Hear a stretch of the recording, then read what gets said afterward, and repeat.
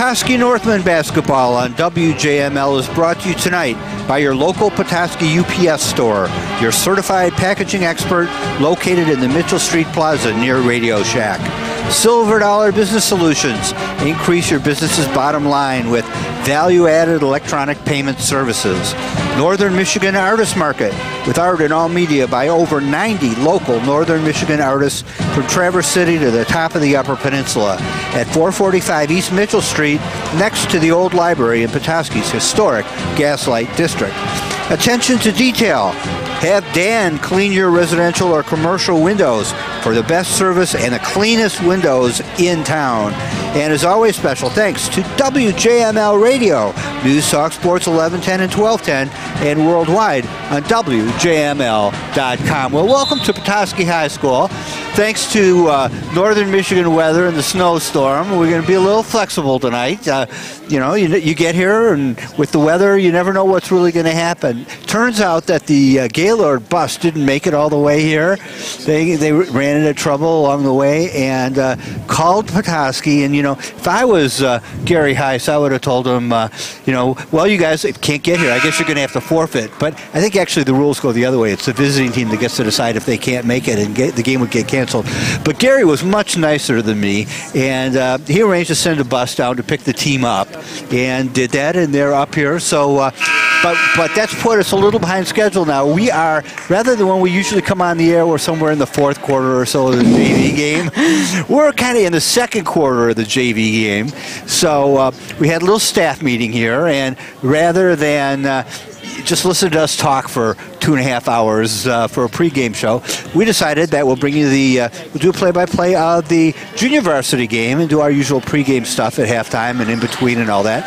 So we are going to give the JV girls a little bit of chance to get their name on the radio and people to hear about what they're doing. By the way, future varsity players. There you go. And of course, if at any point you have trouble hearing our signal, be sure to remember that you can listen to us on WJML.com on the internet. So here we are with a minute and 11 seconds left to go in the first half. The Northern are trailing the Gaylord Blue Devils, our guests for tonight, by 4 points. It's 10-6. And the Northmen have the basketball now, and it is, I'm going to have to learn all these names now. It's Mary Hibbler dribbling the ball. Over on the right-hand side, Hibbler out there with it. She curls around, gets it over here on the left to Tilly Kaboski, and pass is intercepted, breaking away for Gaylord and getting a nice layup opportunity there. On the other side of the sheet here is Brandy Wagner. So gets it up to 12-6 now. And last time we were doing this on Friday, the Northman JV was way behind in the first half and almost caught all the way up as they lost to whoever we played there, Alpena, by only 5 points, 46-41. Anyway, with the ball right now for the Northmen, passing it into the middle, there is Yankoviak. They get it down to the baseline. Shot goes up from, we're going to try to get everybody's names in here that we can tonight. That is Daniel, put that shot up. And the rebound comes down to Gaylord. They shoot. And we've just got about 2-3 seconds left here in the first half. And then we're going to come back and do the whole second half for you. So going to get a good chance to listen to the junior varsity team and see how they're doing. The ball comes in now for Gaylord over on the left-hand side, just outside of the three-point arc. Goes off the rim, almost goes in but doesn't. And that brings us to the end of the first half. And the score at halftime now on the JV game is Gaylord 12 and Petoskey 6. Now, we're not going to go take a break now like we usually do. We're going to talk for a few minutes about the varsity game that's coming up tonight. And as usual with me here today are Caitlin Crittenton and Jason Bassett. Caitlin, our color commentator, and also our color coordinator, as she's our keeps us up to date on the latest fashions. And Jason, who's doing three things at once over there, handles all the switches and dials and stuff. Well, Caitlin, tonight this is going to be a pretty interesting game against Gaylord. Yeah, I kind of want to save some of it for right when we actually go on, when we're actually talking about the varsity game. But it's going to be really good tonight. are all healthy. You know, they've had girls that have been injured. Mackenzie Edwards, she had some kind of wrist injury, a broken wrist, I think. Somehow she fell, I think, in practice. And she is playing really well for them. She's only been in 2 conference games. But she was out when we played them last time. Yeah, so, you know, that's going to really benefit them. Having her back on the team, she averages about 18 points a game, and I think we beat them roughly by 20-something points. So, you know, having someone like that is definitely going to help. The critical question to ask you about one of the players from the other team is, did you guard Mackenzie Edwards? Yes, I did. Well, then that means she must be the best scorer on the team, because that was the assignment that... She started as a freshman on varsity. She's obviously a year behind me, but this is her first game playing Petoskey without me guarding her, so this is a big moment for her. Maybe she's going to be lost down there, you know? She'll turn maybe around. She needs... Oh, no, well, that's right, because she didn't play in the first game of the year. While you're looking it up in the books, let me tell you that we played Gaylord, of course, twice last year. We lost them in the first half of the season, like we lost to lots of people. 51-50, though, was a really close game. And then on January 24th, we got our revenge, beating them 54-25. This year, we played them on December 6th, one of our first games of our first conference game of the season, and we won 43-25 pretty decisively. But they've been on a kind of interesting run since then. Their last game was against Cadillac, which is the team ahead of us, right at the top of the conference standings. And we'll talk a little bit about that game because that had kind of an interesting finish. You know, when you match up Cadillac and Gaylord, you know, they're pretty similar. They're both short, relatively short players. They have some good shooters, mainly from the outside. And I feel like they both like to, you know, run the same kind of game where, you know, they're looking for that shooter outside, where we have some shooters outside, but not like Mackenzie Edwards, who just fires away and it goes in. We tried going in the inside, which is... It works really well against Gaylord, but it does not work as well against Cadillac because they're pretty good at guarding Kelsey. Anyway, let's not swallow the headline here. Sorry. Cadillac, no, that's fine. That's all really interesting stuff. Yeah. Cadillac won that game. Mm-hmm. That still has them undefeated in conference play, but they only won by 46-45. And a little later on, I think we'll talk about how that game ended. It's pretty exciting, pretty interesting. You know, we're playing them on Friday right here in Petoskey. We are going to take a break right now, and we'll be back to talk a little more about the upcoming varsity game and tonight's JV game right here on WJML News Talk Sports 1110 and 1210 and worldwide on WJML.com.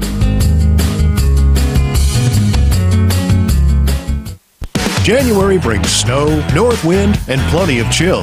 But Jet's Pizza in Petoskey has the recipe to warm you up from the inside out.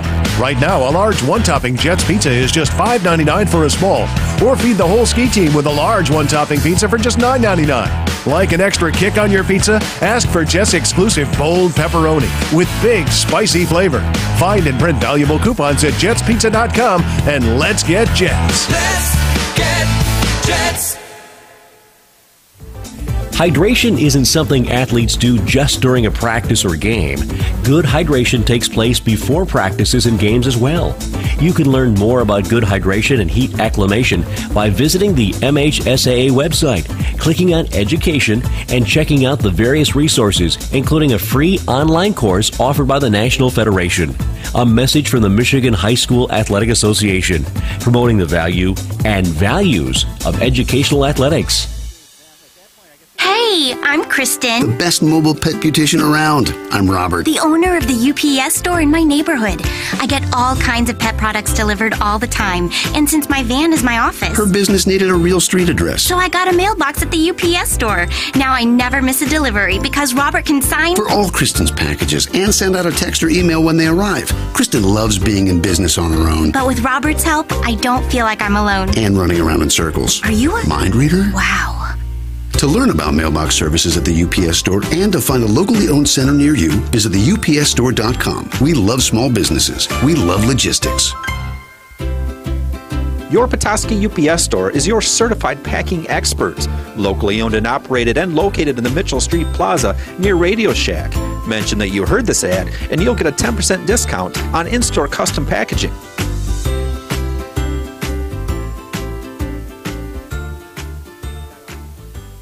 Bob, what are you doing out there with that rifle and dynamite? I hated that old credit card machine so much that after Silver Dollar Business Solutions came by, this'll be fun. No, that's dangerous. Oh, we don't need that old thing anymore. Silver Dollar Business Solutions got me a better system and lowered my rates.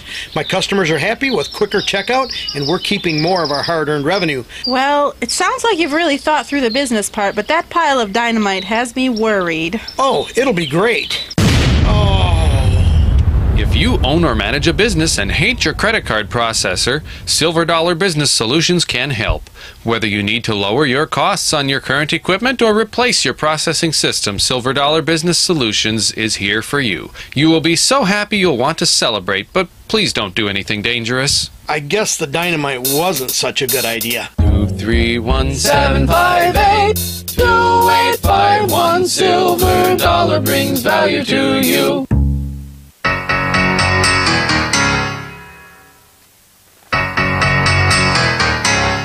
And we're back here with you at Petoskey High School, getting ready for tonight's varsity basketball game between the Petoskey Northmen and the Gaylord Blue Devils. To bring you up to date, in case you're just joining us, the Gaylord team a little late in getting here because they had some bus trouble in the snowstorm, and Petoskey had to send down a bus to pick them up, which they did. So we're a little behind schedule, or they are. We're just fine up here, you know. We're all ready to go, but they're a little behind schedule. In fact, it's halftime right now in the junior varsity game, right? Usually we'd be about ready to get our game started, but we're only at halftime in the junior varsity game. We're going to bring that to you, give you play-by-play more or less on the junior varsity team. They've been playing really well this year. They don't have a one-loss record to show too well. I mean, they've tended to fall behind early in the games and then kind of catch up a little bit, but they've been having a kind of a struggle this season. Some good players on that team, though, and I think you're going to enjoy listening to them. Right now, they are behind 12-6 at halftime. We're in pretty low scoring first half. They were behind early in the game on Friday when we were in Alpena. They ended up catching up really almost all the way to 46-41. And several of the players, got for losing. Several of those players had great statistics. Megan Cisco, who's a freshman, got 18 points, 13 rebounds. Wow. Shelly Laser, the sophomore, got 7 points and 4 steals. Sarah Yankovic, the sophomore, had 6 rebounds. And not even, I didn't see her name in the statistics chart. I know she made some shots because I remember her doing this. But Lily Kingma, who we were talking about while we were getting ready to start the Alpena game, was because we were watching her play, was doing a great job in that JV game. So with only 6 points behind, I know it's 12-6, but with a whole half to go, so for some reason it's usually the second half that the JV team seems to catch up. And JV has some tall girls. They have a freshman. I don't know if it says her height on the team, and she is 5'10", so she could stand, right between next to Kelsey Yance and right next, to Tompkins and look like an average size girl. She's very, she, at this age, you're kind of learning, you're kind of awkward and you're trying to, get your body to connect with the basket. So usually when it comes to those types of situations, they've had a lot of good looks passing it down low to her and utilizing her height, and she just needs to, connect with that basket, making sure she has good position underneath. And right. That's Katrina Daniel that you're talking about. Yes, Katrina Daniel, yes. Freshman. And there are 3 other freshmen on the team and a whole mess of sophomores who are certainly looking forward to coming up and playing with the North. And I'm excited. Varsity. I was a little worried, like when I thought about varsity. I never really looked at the JV, but I was like, oh my gosh, you're losing Katie Lewis, Alyssa Van Wert, and Kelsey Yance, Megan Tompkins, like Liz Frazier, kind of that core 4 group of girls. Plus, a lot of other seniors that bring a lot to the court. Yep. Katie Lewis is just a junior, so she'll be back to lead the team early next year. And that's nice, you know, to have someone like that. And you have like the girls who came off the bench. Okay. Anyway, we started the second half here, so with the score 12-6, the Northmen had the ball to begin with. Their shot goes up and misses, rebounded by Gaylord, and they throw the ball out of bounds. The Northmen are going to start out with it, standing there on the baseline to throw the ball in for the Northmen. Shelby Lacer, 5'4" sophomore. Little sister or cousin? It's Holly Lacer's little sister. Yeah, so. Holly played on the varsity couple of years ago, and she turns the ball over to Gaylord, bringing it up the floor now over on the left-hand side. Going in for a layup is Sydney Casaba, and it goes out of bounds. Looks like they call a foul? No, just out of bounds, right? And so Gaylord's going to bring the ball back in from their baseline over to the right-hand side. That is Casaba again, puts the ball up. She misses, but the rebound comes back down to Gaylord. They still have the ball on the outside of the three-point arc. Get it down to the baseline, into the middle. Breaking right into the middle there was Casaba again, and she goes up with it. She misses a shot, but she's fouled. Foul called on Sarah Danikowski. Oh, no, Sarah Yakowiak. Oh, Yakowiak, okay. Yes, Sarah Danikowski's hurt with the ankle injury, I think. So she's not even in the game today. Nope. All right. Well, that must be why I picked her out of that. It's a little ragged here because we don't see those girls. I even had to take a look, and I went to high school with most of them. All right. The free throw goes in there for Casaba. And so score now 13-6 in the third quarter. Bringing the ball quickly up the court for the Northmen is Lily Kingma, guard who played so well on Friday. And now with the ball, it's Kabinski. Back out on top to Kingma. Kaboski, sorry about that, Mom. And driving down in, back on the left-hand side now is Kaboski. Taking the ball down on the right-hand side, we've got Sarah Yankovac. Pass the ball back out to Kingma out on top. She's closely guarded, but gets the ball away, passes it back out to Hibbler. And Hibbler inside to Yankovic.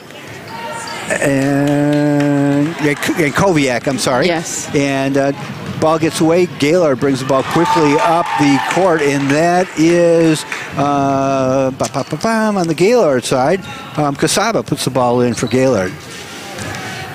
Northman with the ball now. Kigma bringing it over the timeline, gets down all the way down to the baseline and back out.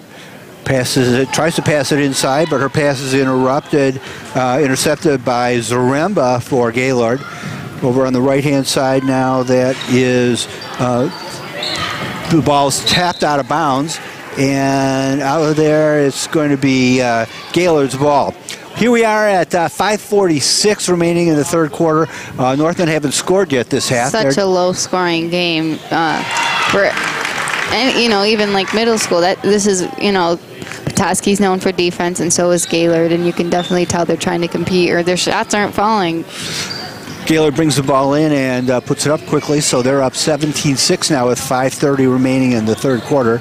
And out on top, it's Kingman. She falls down, and ball rolls out of bounds, and it's going to go over to Gaylord. Bring it in for Gaylord is Brandy Wagner, slowly bringing the ball up and across the timeline. Not much motion out there on the JV team, either one of them. Ball over on the right-hand side and now back out on top to Wagner. Down to the left-hand side and back out on top again. Wagner passes it over to Casaba on the right-hand side. Try to get the ball in, nothing doing there, so they bring it back out. Shot is short, and the rebound is picked off by Sarah Yankoviak. And as Kingma brings the ball over the timeline, the whistle blows. It's going to be timeout for Petoskey. So this is a little different game than we're used to with the varsity. It is a lot. It is a lot slower. But these are, this is important. This is getting on the court, figuring out what to do, building that confidence, working on that shot. Lily Kingma, she's a freshman, but she really impresses me with her ball handling skills. As a freshman, you just played 8th grade basketball last year. Middle school basketball and high school is definitely a totally different place to play. And right, and on top to be of on that, JV. Right, on top of that, it's not only high school basketball; it's high school. You know, Yes. you got all that other stuff to adjust to too after coming out of middle school. So quite an adjustment for these players. Mary Hibbler with the ball on the far line brings it in to Tilly Kowalski. And the pass down inside is intercepted by Gaylord. They bring it out to the baseline and shoot it up. That shot is knocked away and foul called on the Northman. Going to the line for Gaylord is Sierra Woods. One of the other things is that they're not as strong either, really. No, not at all. And, you know, JV for any sport, it's just the coach is trying to prepare them for varsity. So really, you're kind of running, you know, the same stuff in practice, just at different rates and at different, you know, aggression level. And both of those free throws bounce off the rim. So Gaylord still with the lead 17-6 with 4:41 remaining in the third quarter. Northman bringing the ball in from out of bounds. That strength is important because it affects the shooting and the passing a great deal. You know? I remember like thinking like the Petoskey freshman and JV team always in my grade had like a losing record. And so it's crazy. You know, my senior year and junior year, do you think we'd have a losing record because it's the same girls, but we played well. And all right, Northman get the ball up in the forecourt, and it's tied up underneath the basket. The fingers pointing toward Gaylord, so they get the ball. Yeah, I mean, these girls are the girls who come along and play varsity. Plus, you know, the best players in the freshmen and sophomores, if there's some really outstanding players, like you and a few of your teammates, they end up going to varsity right away, so the JV's missing that talent as well. Taylor Brady with the ball for the Northman, passing it in, back outside, now in underneath to Daniel. Shot goes up, and the basket scores. First points for the Northman in the second half, trailing 17-8. It's the beginning of a run here as we're going to catch up to them now. And Gaylord with the ball, gets it up. Quick pass to the baseline. Layup misses, but on the rebound, that is Lindsay Zaremba, who gets the rebound and puts the layup back in for Gaylord. 19-8 with 3:41 remaining in quarter number 3. And bringing the ball across midcourt, Shelby Laser dribbles right into the middle of a double team, and ball's knocked away from her, turned over to Gaylord. Learning how to dribble with your head up and spot those things rather than you going. should know that by now, but you know. We're not being critical, by the way. No. These girls do a really good job. And like I said, I'm not worried for next year's team losing those 4 core seniors. And the shot towards the middle is batted away nicely by Yankoviak, who gets some really nice ups there and gets the ball for the Northman. Hibbler brings the ball in and then passes it off to Brady over to the right-hand side. Passes a little wide for Hibbler and goes out of bounds. Gaylord with the ball now out of bounds. And we're at the 3-minute mark now in the third quarter. 19-8 Blue Devils. We're bringing you the JV game because in case you just joined us, the Gaylord bus got stuck in the snow.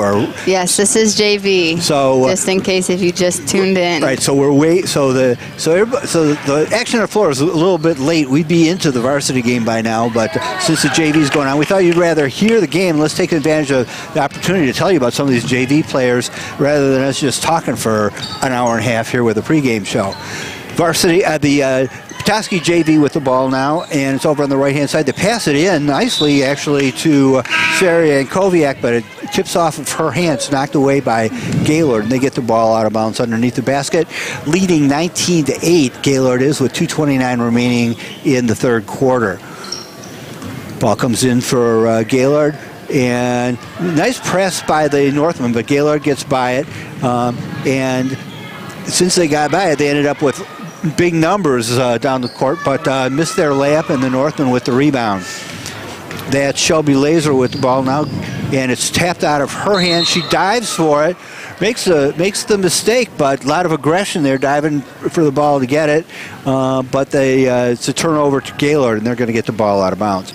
foul called, I guess, on Laser. Yeah. There's the only person there. Only one on that side of the court. Yep. That's her second foul. Team's third of this half. 2:09 left on the clock. Gaylord brings it in. Passes it on the right-hand side over there. That's Wagner with the ball. Guarded nicely by Hop. They get it down inside the baseline, but the defense collapses on them really nicely. Back over to the left-hand side now. They get around. The defense, again, covering up for each other really nicely. They got by the first Northman player, but the other players filled in right behind her. Nice drive down there by Brandy Wagner, who gets through the defense, but misses the layup. The foul's on Sarah Yakowiak. That is her second foul, the team's fourth of this half. And that's part of the reason why Wagner missed the layup. She's now at the free throw line, and it goes off the front rim, but down inside. So that's a point for the Blue Devils, who now lead 20-8 with 1:44 remaining in the third quarter. One of the players that came off the bench is Cindy Hopp, and I know her from track and she runs cross country, but this is her first year playing basketball, and you can tell how quick she is on the court. Yep, she just handled the ball on the inbound pass, and now moves up court, getting ready to play offense. With the ball now, it's Brady, and they drive the ball in, take a shot, and it's off the rim, rebounded by Gaylord. Gaylord coming up the floor with only a little over a minute to remaining in the third quarter. Pass over to the right-hand side. That goes to Arkfeld. And over on the left now from the baseline, shot goes up. And in there scrambling for the ball really nicely is Yankowiak, who's using her height to really nice advantage in there. She is 5'6", but she's playing a little taller than that, I think. She's 5'6", but she plays like if she was like 5'8" or 5'9", no problem. She definitely gets herself inside and goes hard and very aggressive player. Laser inbounds the ball to Brady. Brady gets it up to the forecourt where Hop takes it, dribbles around the outside, drops it back to Brady.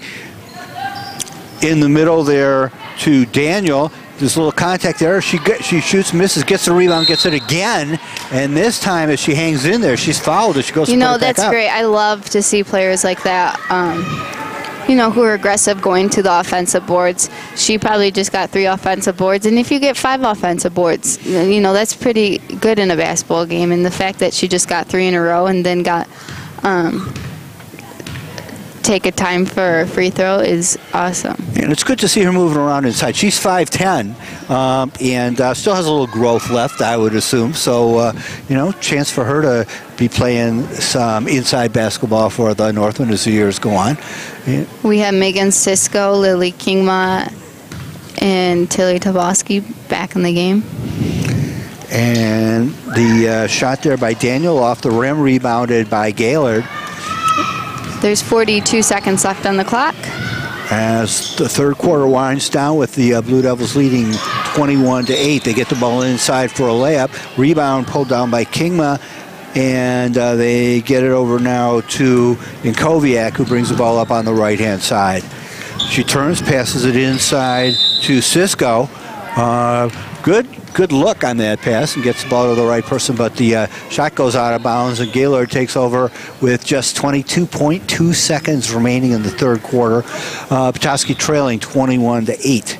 Gaylord brings the ball in on the right-hand side. Petoskey has a press down court, 3 players down there, and they get the ball away. A nice play by, Yankowiak. She puts the shot up and misses, and Gaylord gets the ball back now, and this time they're able to bring it up the court.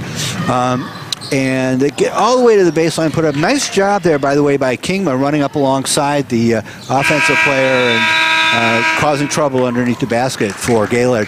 That's the horn. That's the end of the third quarter. And we'll be back for the fourth quarter of the JV game here in just a minute on WJML News Talk Sports 1110 and 1210 and worldwide on WJML.com.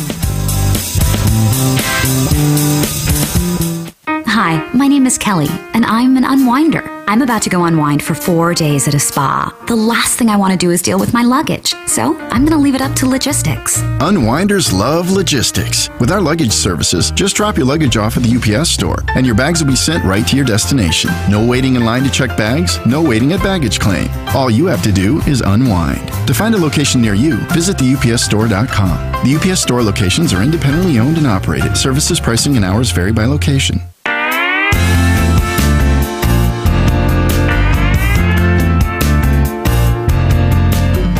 And we are back here in Petoskey. We are at the end of the third quarter of the JV game. We're covering the JV game tonight because everything got off to a slow start due to the weather. The Gaylord team getting up here a little late. They had to borrow a bus from the Northland to go down and rescue them in the middle of the snow. So we are so nice. Yeah, we are. And because we like you guys too, Caitlin and I, instead of just talking to you for an hour and a half pregame show, thought we'd take this chance to introduce you a little bit to the JV team by covering their game, at least what remains of it now, and we're in the fourth quarter. The Northmen trailing the Blue Devils from Gaylord by 21-8, as we're just underway in the fourth quarter. Kingbo with the ball over on the right-hand side. She's a nice, fast guard. Does a really nice job. Ball inside now to Daniel, and as she tries to get it up, she's tied up there, and ball goes to Gaylord on the possession arrow, otherwise known as the fickle finger of fate. Ball coming out, and Gaylord gets it there at half court. Really a pretty nice move to get down to the baseline. Nice layup put up by Zaremba, but she misses. The rebound comes down to Daniel, and as she tries to pass it out, looks like there's a foul called on Gaylord. Yep. Haven't announced the player. Oh yeah, there it is. It is Zaremba for Gaylord. Kingman with the ball now for Northman, gets it across the midline to Yankoviak. What a nice shot. Nice shot from the right elbow, really. Puts it up and inside the three-point arc, but point for her, and Northman get the ball back, take it away from Gaylord inside, and it comes down to Yankoviak again, but off her hands and out of bounds. So not quite anticipating the pass she got there. She got in position. It looks like one of the Gaylord girls knocked it away, so we're taking it out of bounds right now. Lily Kingman with the ball. And Kingma looking around as the offense, good movement underneath there, and the ball comes in, gets back to Kingma. Often the person to watch on those inbounds plays is the one who throws it in, but Gaylord gets away nicely and quickly up the court, and it is Zaremba putting the ball in for Gaylord. Northman get a breakaway there now too, and first person up the court is Daniel, and she takes the ball and puts it right in. Nice move by the big girl on the court. Northman steal it away again. Kigma inside to Yankoviak, and Northman just need, they're still learning. This is JV. This is all about preparing yourself for varsity. But they just really need to look up the court when they stole away at halftime. There's girls wide open. Yep, but there's talent out there. For sure. Ball comes inbounds to Kaboski, and whistle blows, and it's going over to Gaylord. A jump ball. Tied up, and so Gaylord will bring it out under their basket. And that is Kasuba passing the ball in for Gaylord. Bringing it up the floor, there is Wagner. They get it out to the baseline, and layup misses, but there's a foul on Petoskey on that shot. Looks like the foul is on Kayla Daniels. And going to the line will be Sierra Woods for Gaylord. That's her first foul of the night. And 23-12 Blue Devils. Shot comes up, it's a little short, and a couple of substitutions coming in. We have Shelby Lacer coming in for the Northmen for Lily Kingma, and Mary Hibbler coming in for Kayla Daniel. No, is it Kayla Daniel? Katrina Daniel, sorry. And second free throw opportunity here. Megan Sisko comes down with the rebound. And bring the ball up the floor now for the Northland. It's Hibbler over on the right-hand side. Goes to the middle, or pass across is intercepted by Gaylord. They get down the floor. Gaylord seems a little bigger, a little faster, a little more. They see. Just a little ahead. Yes, they know how to push. The thing that I don't know if they seem faster, but they know how to push the ball up the court, which is where they're getting all their points from. Lindsay Zaremba with the ball on the outside, passes it over to Sydney Kasuba. Get in and out to the right-hand side there to Zaremba. She backs up with it a little bit, looks around. Northman defense playing pretty solid inside. They now drive, though, right through it to the baseline, but they missed the layup. And Northman get the ball on the rebound. Bringing the ball out is Tilly Kaboski. Over on the left-hand side now with it is Kaboski, and then inside to Yankoviak. Rebound comes down, and she gets it back, and the ball goes out of bounds off Gaylord. It's going to be Northman's ball. You know, they've only scored 6 points since the beginning of this half, but you know, they have good potential on their team, and it's going to be exciting for them as the... Yeah, there's a couple of people out there who really seem to know what they're doing. The ball comes down on the inside, throws it up, and off the boards. They missed the layup. Northman with it now. Kowalski on the left-hand side. She stops and lets the defense go by her, puts the shot up. Some good court awareness by her there. And pass up the floor is knocked away nicely by Mary Hibbler as she gets in that passing lane and gets the ball out of bounds. Timeout called. And we're going to stop action here now with 4:51 remaining in the ballgame. The Blue Devils are up 23-12. A lot of good things to say about this junior varsity team, I think. And I think we have, like you've been saying, we have a lot to look forward to as they move up to the varsity next year. I wish I knew them a little bit more. You know, like we've been able to talk about how people have progressed over the years, or even over just this one past season, from the beginning of the season till now. And so I wish I knew them more, but I know Coach Welch really well, and he's a great coach, and he's nice. He has a soft heart, but he can be intense sometimes, and he's always looking, you know, to improve his team in any possible way. And you can tell that by when they come out of the locker room, you know, what adjustments he makes, and especially that last Alpena game, you know, coming back to only losing by 5 points or so. He plays back in as the coach has given his team their instructions, set up a play hopefully for them when they get the ball back, but they're out on the floor now on defense as Gaylord has the ball way out on the outside. Passing it back and forth out there now. It is Woods with the ball. They get it in deep.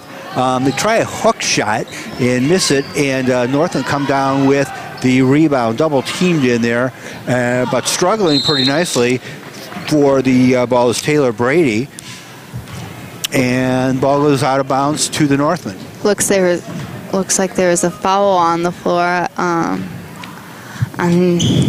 don't know names on Gaylord. Sierra Woods, that's her first foul. And Northland get the ball inbounds on the baseline and bring it up court. That's Taylor Brady with it. Goes all the way to the baseline, stops, shoots the layup a little bit hard. Rebound comes down, put back up by the Northman, and a big pile up underneath the basket. Not a standing pile up underneath the basket. Jump ball. And that's going to be a jump ball, and possession arrow gives it to the Northman. It's Shelby Laser with the ball out of bounds. Under the basket, pass it inside. Nicely to Cisco, and tied up in the middle there, and this time the possession gives the ball to Gaylord. One of the biggest difference between varsity and JV is the amount of tie-ups you get in. You know, a varsity player, like you said earlier, they're a lot stronger, and you know, you're usually able to rip, you know, those close calls away before the whistle blows. So we are stopping the clock a lot for a lot of jump balls. Sydney Casaba passing the ball into the backcourt for the Blue Devils. They bring it out across the timeline now. That is Wagner with the ball. Pass it down inside, and that was Shelby Laser. Shelby Laser going up over Zaremba to try to block her shot. Ends up getting a little bit of the Gaylord Blue Devil there, and so going to the line is going to be Wagner.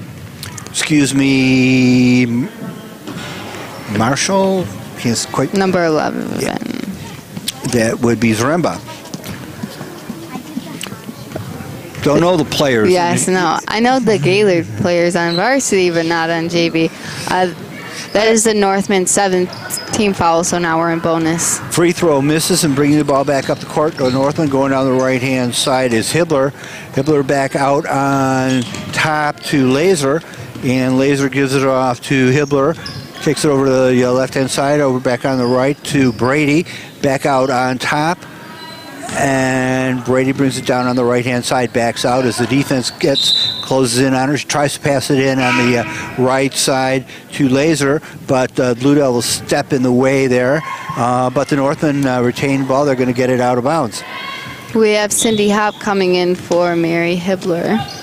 And the ball comes in right under the basket to Cisco. And as she goes to put it up, knocked away, traveling. And ball brought in now by Gaylord with 3:16 remaining in the game. They bring it up across and down to the baseline. Nice shot put up there by Kilburn, but it's off the boards, rebounded by the Northmen. And Northmen quickly turn it around and bring it the other way. Bringing the ball up the floor smartly there is Laser. And whistle blows and a foul, I think, was called on Gaylord. The foul was on Brady Wagner. That's her first, team's 4th. Laser bringing the ball in from the baseline for the Northmen to Hop. Down in the middle now to Koviak, and she puts the ball up. She's making those nice little jumpers, just 7-8 feet right outside the paint. So she's doing a great job right now, really shooting right when she gets a pass, and that's something JV. Layup goes in for the Blue Devils. Northmen having a little trouble getting back on defense and getting it sorted out underneath and getting everybody guarding the right person. They're really having trouble. Like you said, they're not getting back on defense, and also just passing. They're not meeting their passes. They're just throwing it away, and then they make a fast break. Yeah, they do a pretty good job of recovering after the offense sets up a little bit. They get the defender on the player, but there's a lot of open opportunities, and if Gaylord was shooting a little faster, those would be turning into points. But so they're just not setting up fast enough, but once they do, they manage to cover and fill pretty well. We have Lily Kingma and Katrina Daniel back in the game. Free throw for Gaylord, and that goes in by Brandy Wagner. 27-14 Blue Devils as Northman bring it up the floor. It is Hop over on the right-hand side to Kingma in the middle. Drives it down the right-hand side, passes it up to Laser. Laser shot from the outside over the rim and rebounded by Gaylord.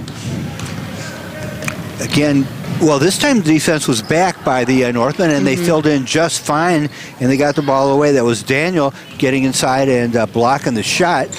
And Kingman now brings the ball up for the Northmen.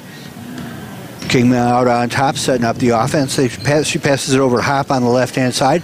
They get it inside and then back out on top, and the pass back outside is knocked away by Gaylord and out of bounds. Northmen are going to bring it in from the near sideline. It's Laser. Minute 47 left in the game, 14-27. Gaylord's leading. The Blue Devils are really good at denying passes, as just we just like saw. That we just Laser's saw inbound that pass taken away by Gaylord, and they bring the ball up the court. They've got it out on top there. It's Kasuba with the ball, and now over to the right-hand side. Yeah, she gets double teamed and passes it back out a little bit. Ball goes up off the boards. They get the rebound, comes down again, and this time it's picked off by Yankoviak, who's doing a nice job inside. She's doing a great job, and as we said before, playing taller than her height, really. Exactly, and for being 5'6" out there, it's just she shouldn't be being down low as she is. And breaking away for the layup, but missing it is Gaylord. And then they're tied up as Petoskey defense gets down there and grabs the ball. Yeah, I think, we're going to see this as we go on, but I think the combination of Yankoviak and Daniel inside is going to be something to watch as they get a little more experience. It's weird to have someone 5'6" and being down there like Yankoviak, but, if they can handle it, put them down there, and she's doing a great job. Right. And then, along with her, they have Katrina Daniel, who's 5'10", who has some actual height, and plays it very well. Shot goes up, a rebound, and brought down by Gaylord. They're now leading 27-14 with under a minute remaining, actually 38 seconds, and they get the ball into the end of the baseline. Turnaround drive to the middle, but it's blocked nicely by Daniel in a Megan Tompkins-like move as the shot goes up. And ball knocked away by Gaylord, but Northman get it back, and they're going to bring it in again from the sideline, this time in the backcourt. Up to Kingma on the near side. She gets across the timeline, down on the right, brings it into the middle, which is a good thing to do with the ball. Get it in the middle there, look around what you can do, and shot goes up now. Rebounded underneath by Daniel, but knocked away from her, and the Blue Devils bring the ball out with 13 seconds remaining in the game, leading 27-14. And they get to the three-point line, go bring it inside and pull it back outside, let the clock wind down a little bit. Get it at the free throw line, shoot from the left-hand side, and the horn blows and game ends with the Blue Devils taking this one 27-14. And we'll be right back to talk about the varsity game now, as we give the teams a chance to catch up now, get the schedule back on track here, and we'll be back to do all that in just a minute on WJML News Talk Sports 1110 and 1210 and worldwide on WJML.com.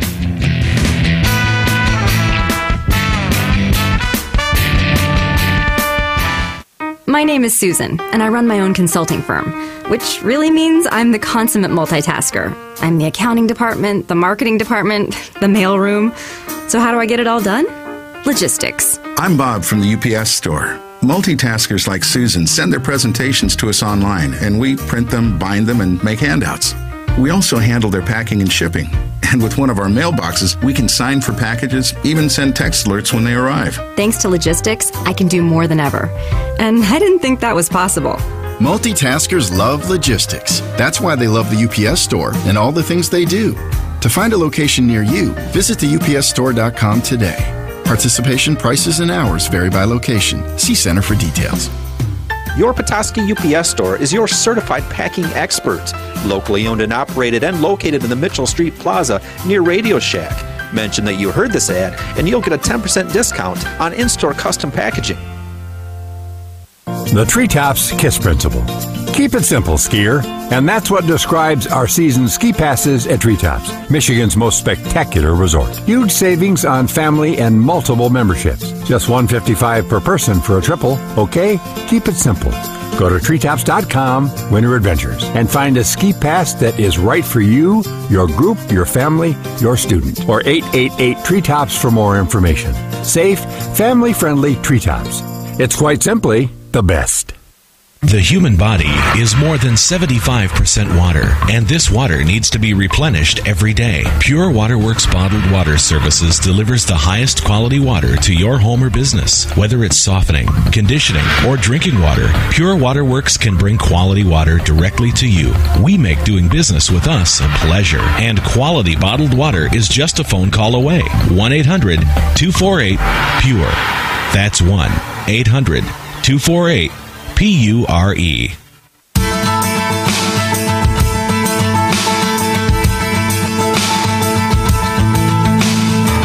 And here we are back at Petoskey High School, getting ready for the varsity game tonight between the Petoskey Northmen and the Gaylord Blue Devils.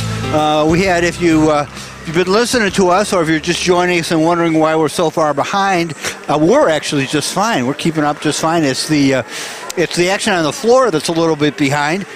Gaylord run into a little bus trouble on the way up here and had to get rescued by a Petoskey bus and went down to get them. So they got started a little late. That gave us a great opportunity to broadcast the second half of the JV game and give you a little preview of what we have coming up from the JV. Gave us a chance to see some of their players and get some of their names on the radio too. So, we're happy to have the opportunity to do that and give you a little preview of what we're going to be seeing on the varsity next year.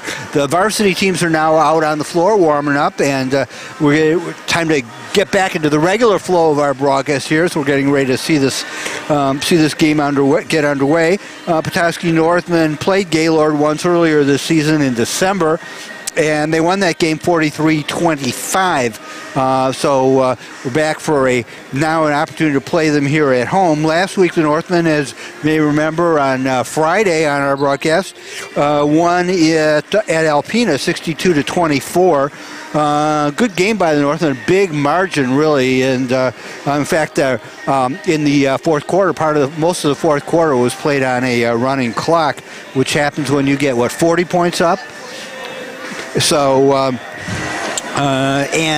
Kelsey Yance was a leading scorer in that game, got 24 points, 6 rebounds, 4 assists, and 4 steals. Kelsey, by the way, in the new Big North Conference statistics that just came out today, she is number 1 with most points scored by any player in the conference. She's averaging 15.8 points per game, which is outstanding for Kelsey Yance. Now, of course, right behind her, as she has been all season, is Megan Tompkins. And their chemistry together is just amazing, going back and forth with give and goes. Kelsey's mainly, just driving up the court and being able to weave through all 5 players. And Megan is just being able, her nice little post moves she has is just awesome to see. And, I'm really excited for those two as the year continues, especially during this game and Cadillac's game. Yeah, they're becoming a real pair. It's exciting to watch their chemistry between them. You always it's funny because each year, there's a set, that can kind of feed Megan and stuff, and Bernadette and Kirby a few years ago, and then Megan last year, she got fed from Alyssa, me and Kelsey, and then now, but I think so far, out of the past years I've witnessed Petoskey varsity basketball, Kelsey and Megan's right now is just the best flow of the game. I think so. They handle it give and go really well. They spot each other when they're open.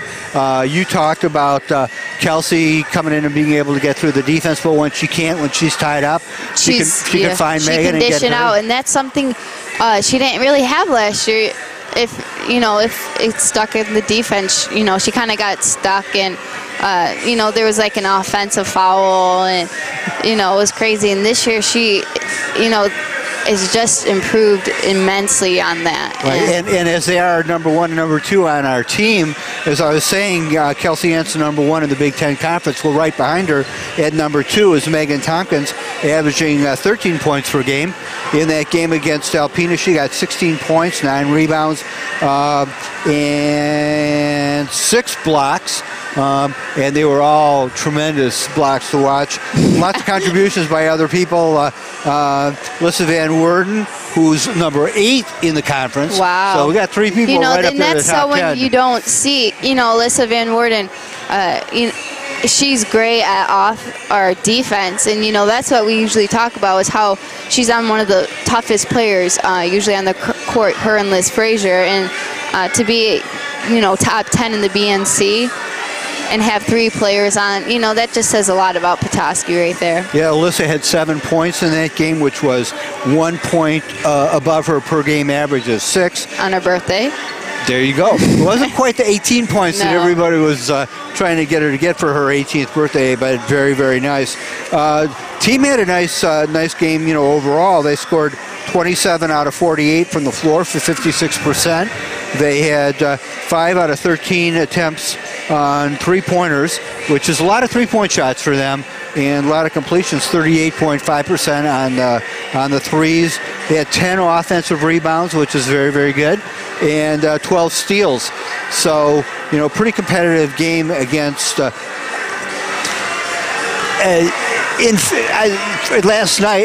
night at least, inferior Alpena team, but Petoskey didn't let themselves sink down to the level of the Alpena team. They played pretty well all night through. And not only that, and I think a huge reason why, you know, when we played Ogama Heights, we did sink down to their level.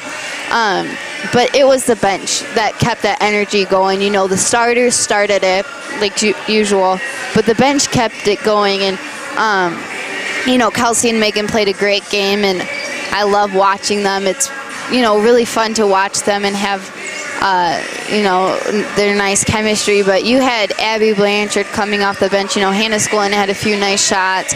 Asia Abram Craig, we don't see her a lot, and she came off the bench, and that's really what did it for me, is just the energy that they brought to the court, and that's huge in a basketball game. Abby Blanchard had a nice game as well. Yes. You know, did very well. You know, I think there's a little drop-off in coordination, as you might expect, because they don't play together quite as much.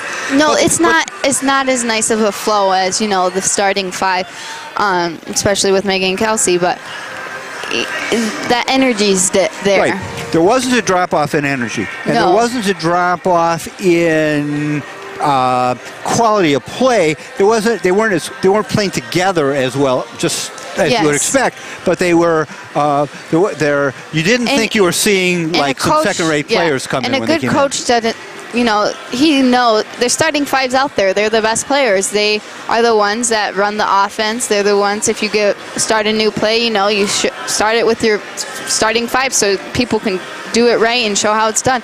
And the coach isn't looking for how well they flow out there. Yes, they want nice flow, but really when a bench player comes off the bench, it's to keep the energy there. And that's what Coach D, all he could ask for was from them, and they did a great job. Well, just looking at the records tonight, you would expect this to be a pretty lopsided game as well. Petoskey Northman second in the conference, 5-1, just half a game behind the Cadillac team. 9-2 overall, 6 wins in a row. The Gaylord Blue Devils, 5th in the conference, 1-3 in conference play, 4-6 overall, and coming off one loss. But when you take a look a little more carefully at that one loss was the one loss in a row. Their last game was against Cadillac, and they only lost that game by 1 point in the last couple of seconds, 46-45. And you know their star player, who was not there when we played him last, Mackenzie Edwards, got 14 points in the game, and she's averaging 18 points per game. The reason she's not, you know, 1 or 2 in the conference is she's only played in a couple of conference games. So, but she was the leader on the floor, scored a lot of points, and it's pretty exciting. It's the end of that game though that's worth talking about. For a lot of reasons. The Vikings, Cadillac Vikings, were up. Signaling me something, but I think we're going to go ahead here, right? The Cadillac Vikings were up. It was pretty close as Gaylord closed the game down near the end, but the Vikings were up 41-36 with 4 minutes left. Still had a 44-40 lead with 48 seconds to go.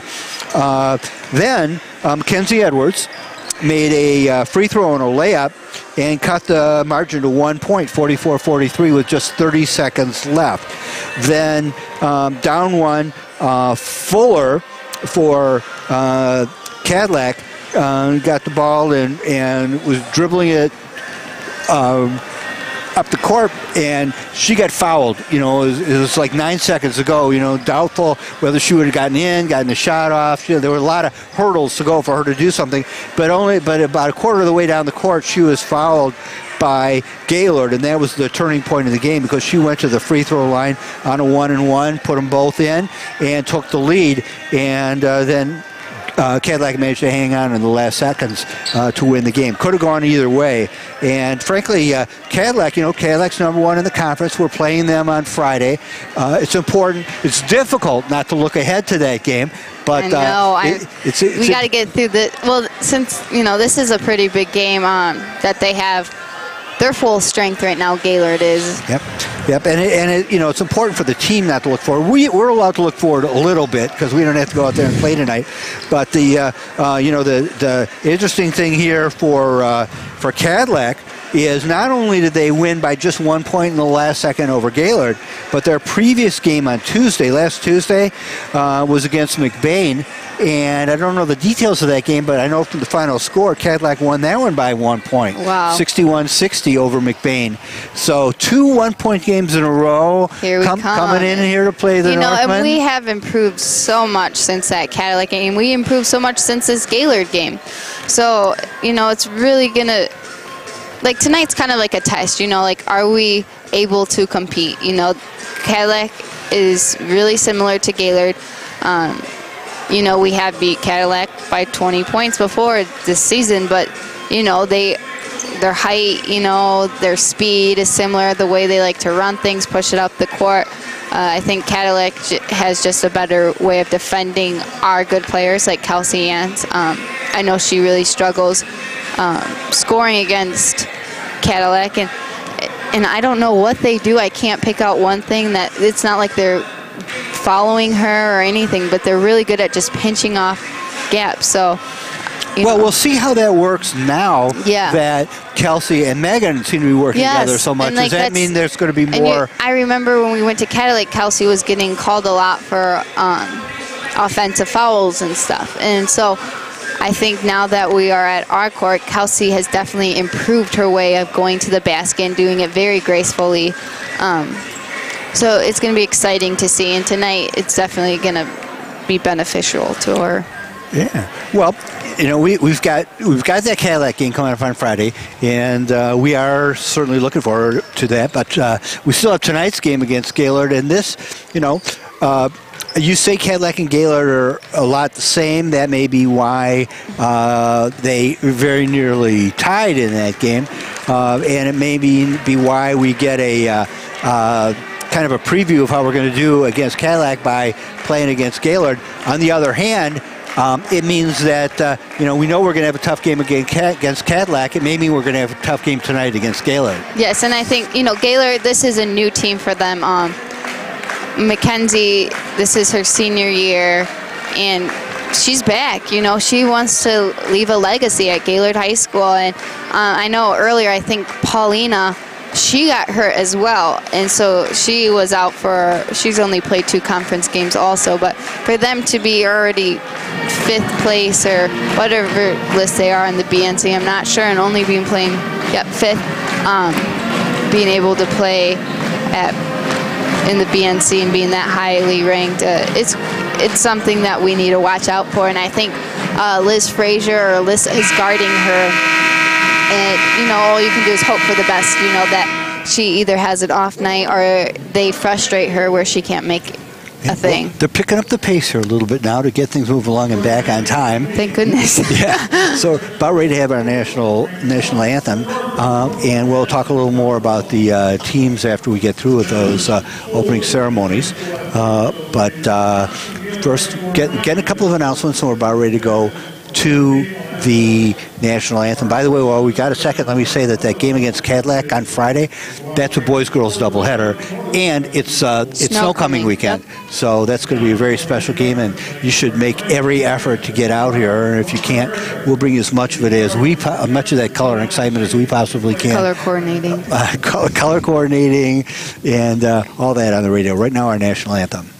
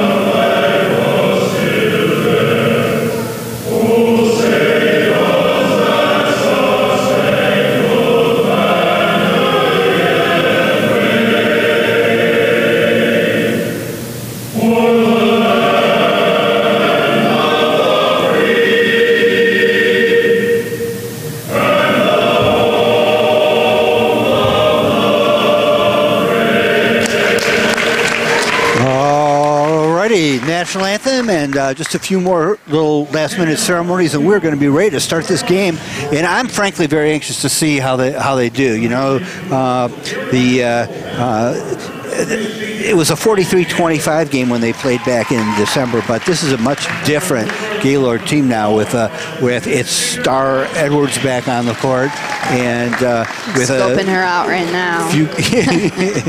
Yeah. Now you two met before tonight's game and talked a little bit. This is her first chance to play against Petoskey without playing against you. I know. Well, I didn't tell her that. I'm sure she's very excited about it. I'm sure her mom's very excited about it. I heard she complained about me, but you know what? Deal with it. I'm sorry I played your daughter. What would they have to complain about you? We're glad to have you up here with us this season. So since you're up here, if I have to pick a game to guard someone against, it would be Mackenzie Edwards. She's my favorite player to guard. Because? Just because I know I can get her frustrated.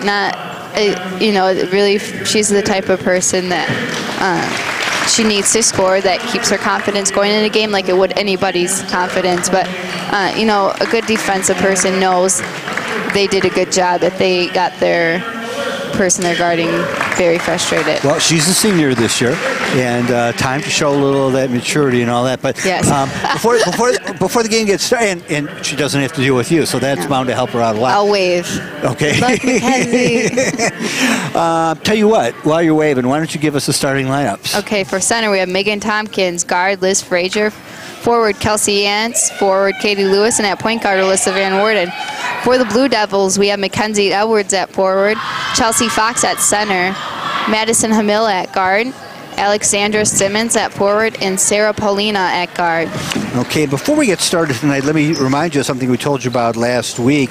On January 23rd, the Petoskey Northland hockey team is going to be donating all their game proceeds for their 7 o'clock game against Sheboygan to the family of Sheboygan hockey player Nick Watson. We were talking about him a little bit before the game tonight. Nick was injured at a game in Alpena earlier this year, and he's got a long way to go to recover. Really, a lot of times doesn't really seem to know where he is or what's going on, so obviously needs some help. His expenses are mounting, and most of the Northland players know him really well. We'll talk a little bit more about it later as the game's going now.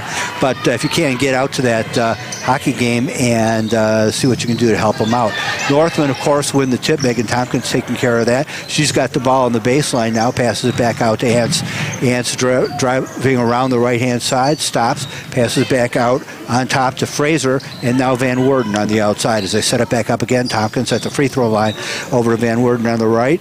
Van Worden looking inside, finds Lewis. She drives, puts a shot up. Tompkins gets the rebound and scores the first points of the game. Northland take the early lead 2-0, just underway here in first quarter action. Gaylord with the ball on the right-hand side. It is over there, Chelsea Fox with it. She puts a shot up off the rim, and it's rebounded by Lewis all the way up the forecourt and across to Ants now on the baseline. Ants drives in, gets through the defense, and puts the ball in. So we've seen Megan Tompkins get the rebound and put it back, and Kelsey Ants split the defense and go in and score. So looks like a nice typical Petoskey Northland game. Contact on the outside as Gaylord brings the ball up. Liz Fraser playing defense and bumps into them a little bit, and I think they called a foul on her. Yes. They did. So a non-shooting foul. Gaylord gets the ball out of bounds on the far side of the court. Simmons with the ball. Passes it over to the right-hand side now, and that is Edwards. Brings it back out on top, passes to left, and then underneath, and that pass goes past the player underneath the basket and out of bounds, going back to the Northland. Northland have a 4-0 lead early here in the first quarter. And, that first point by Megan Tompkins was due to Katie Lewis driving to the basket. She missed her layup, but usually we don't see Katie going to the basket like that. We always see her outside on the arc, so it's great to see her penetrating the paint. And even if she can't get the shot out with the trees around her there, that always sets up opportunities. Now a pass into Megan Tompkins right under the basket. She turns and puts it up, and 6-0 Northman off to a great start tonight. And Gaylord quickly calls a timeout to keep this thing from getting out of hand. They're not sure what to do. There's 3 girls right there. Megan stands, a head taller than all of them, and he's obviously called the timeout to make a quick adjustment. Frank Camilla, a really experienced coach for for Gaylord and probably has some ideas. And he's a funny guy. Like, I went down and talked to him, and I was like, "Can I have your starting lineup?" He's like, "I'm gonna tell." He was just like joking around down there. I was like, "Okay, I'm sorry if you have bad, if I did anything to make you mad." But like the first time, like I introduced myself, I was. Do you have to be careful when you go to Gaylord? No, I don't. You don't get stopped on the street no, or anything? but it's just like with basketball, it's just funny. Or like the first time I introduced myself, I'm like, "Hi, I'm Caitlin Crittenden. I'm on WJML." He goes, "I know who you are." I was like, "Okay, sorry." Gaylord brings the ball in. They get it up into the forecourt. Out around top now is Edwards. Curls around to the side. Passes it off. Driving now right down the lane is Simmons, but her shot's battered away by Megan Tompkins, who gets a nice pass, runs half the court, makes a layup, misses it. Rebounded by Ants, who brings it back to Van Werden inside the lane. She puts it in. The combinations in the lane. Megan Tompkins gets the block, drives it down. Kelsey gets the rebound, and Alyssa's standing there and is in the right position. They definitely know where to be on this court. And shot put up there by, I think it's Aubrey Curtis put that one in. Is that number 12? Is that her out there? It's 22. 22, Shelby Kuhn. And 21, Sarah Paulina. And shooting now from outside the three-point line is Katie Lewis. 8-2. Again, Northman off to a quick start tonight with 5:14 remaining in the first quarter. And outside shot by Edwards. Her shot short of the rim and out of bounds. So you're right. She's got to take some charge here, and she likes to shoot. She needs to shoot a little more accurately than that. And Alyssa Van Werden bringing the ball back up for the Northman. Gaylord defense waiting for her to come up the court. Pass over to Lewis on the right-hand side, back to Fraser, back all the way across the court to Lewis. Put Tompkins underneath on the baseline. A little hard of a pass, Katie. When you're that close, you can't slam it. And now Kelsey Ann's going up in the air to make a volleyball play and knocking breaking up that pass to the inside. It is just so fun to watch. Like, I don't know what it is about Gaylord, but it's just so fun to play them on. Just because they're so competitive. This game means the world to them. Edwards curls around and finds a nice spot on the outside elbow, puts the ball in for a three-pointer. So it's 11-5 now, Northman. Lewis across half court over to the left. Fraser across the left to Lewis into Ants. Ants finds Tompkins underneath, and Tompkins turns and puts it in. Right now, the Gaylord Blue Devils are running a 2-3, and with Kelsey flashing high or Megan flashing high, they can't do much up there, They now come down towards the basket. It's Fox on the right-hand side, puts it up. Rebound comes down, and that's the difference between the varsity and the junior varsity right there. You had Fox and Ants tie the ball up, but before anybody had a chance to blow any whistle, they were pulling away from each other, and goes to the Blue Devils. I guess they did call a tie-up, but a little different than a JV tie-up. Ball comes out. Someone goes hard to the floor during varsity. Edwards out on top now over on the left-hand side. Shot off the bracket, back out on top to Liz Fraser. She gets the rebound. Kelsey Ansel by herself on the right-hand side. The rest of the offense catches up with her. Kelsey checks it back out to Van Werden out on the top. Van Werden looking at left and right. Little motion inside for the Northmen. Not a lot, but they find Lewis getting clear on the right-hand side. Ants inside. She goes to put it up against two defenders, gets the ball back, and hands it out to Tompkins. She misses the first time. Second shot's up and in. As I guess Megan decided she needed a rebound there, so that first shot missed. She picked up a rebound and a two-point shot. 15-5 Northland, 3:15 remaining in the first quarter. Gaylord up the floor now, and that is Chelsea Fox. Inside to I'm not sure who got that inside. Madison that was Hamilla. Madison. And she put the shot up. It was blocked, but a little contact on Hamilla. Foul called on Van Werden. That's her first, team second. Hamilla going to the line. There's 3:08 left in this corner, 15-5. Northman, they're playing, great defense right now. Just, making sure Edwards doesn't get that three-point shot. Madison Hamilla puts the free throw in. Yeah, if they can keep Edwards from getting a lot of points, then they've really gone most of the way they need to go on defense. Here comes the second free throw, and this one off the front of the rim, rebounded by Tompkins. Northman up 15-6 with 3:05 remaining. Kelsey Ants right down the middle, splits the defense, puts it up, misses, but she's fouled as she goes to the hoop. We have Hannah Skolton now in the game. When Kelsey gets down there, she knows she's either going to get a shot or a foul, and sometimes she gets both. This time she gets the foul, and she's out on the line with 2 shots, I think, right? Yes. And a foul was on Mackenzie Edwards. That's her first, team's first. You know, she really got to stay out of foul trouble. She's fine right now. There's 2:59 left in the quarter, in the first quarter. Ant's first shot goes in. And but they can't afford her off the court. Kelsey Ants makes both of those. Northman up 17-6, which is an 11-point margin here in the first quarter. You probably knew that was 11 points, but anyway, since I did, I thought I'd tell you. Gaylord with the ball on the outside, over on the left-hand side at Tamila, getting it into the middle to Polina. Back out to Tamila on the left-hand side. 3-point shot off the rim and down to Tompkins. Actually, Tompkins goes up to get the rebound. Ball doesn't have to come down to her. Fraser with the ball now in the middle to Tompkins. Tompkins puts it up and in. How many points does she have already? Megan Tompkins has 10 points, and everyone's been playing great. You know, we have 4 people already in the book, and it's the first quarter. Kenzie Edwards with the ball outside now and gives it over to Simmons. Back to Simmons in and then back out to Simmons. She gives it to Edwards. Edwards tries to curl in, but she's blocked, goes outside. And as whoever that is went up with the ball, I think it was Simmons tried to get the shot. She was met halfway up by Tompkins. Well, Megan was down right there, but Kelsey came in from behind. So it was kind of like a double thing. I think Kelsey did draw a little contact. Oh, she won it because then they would have been, you know, Megan's right there. Kelsey called for the foul, and going to the line is Simmons. She makes her first shot, 19-6 now, and Simmons gets another opportunity at the free throw line.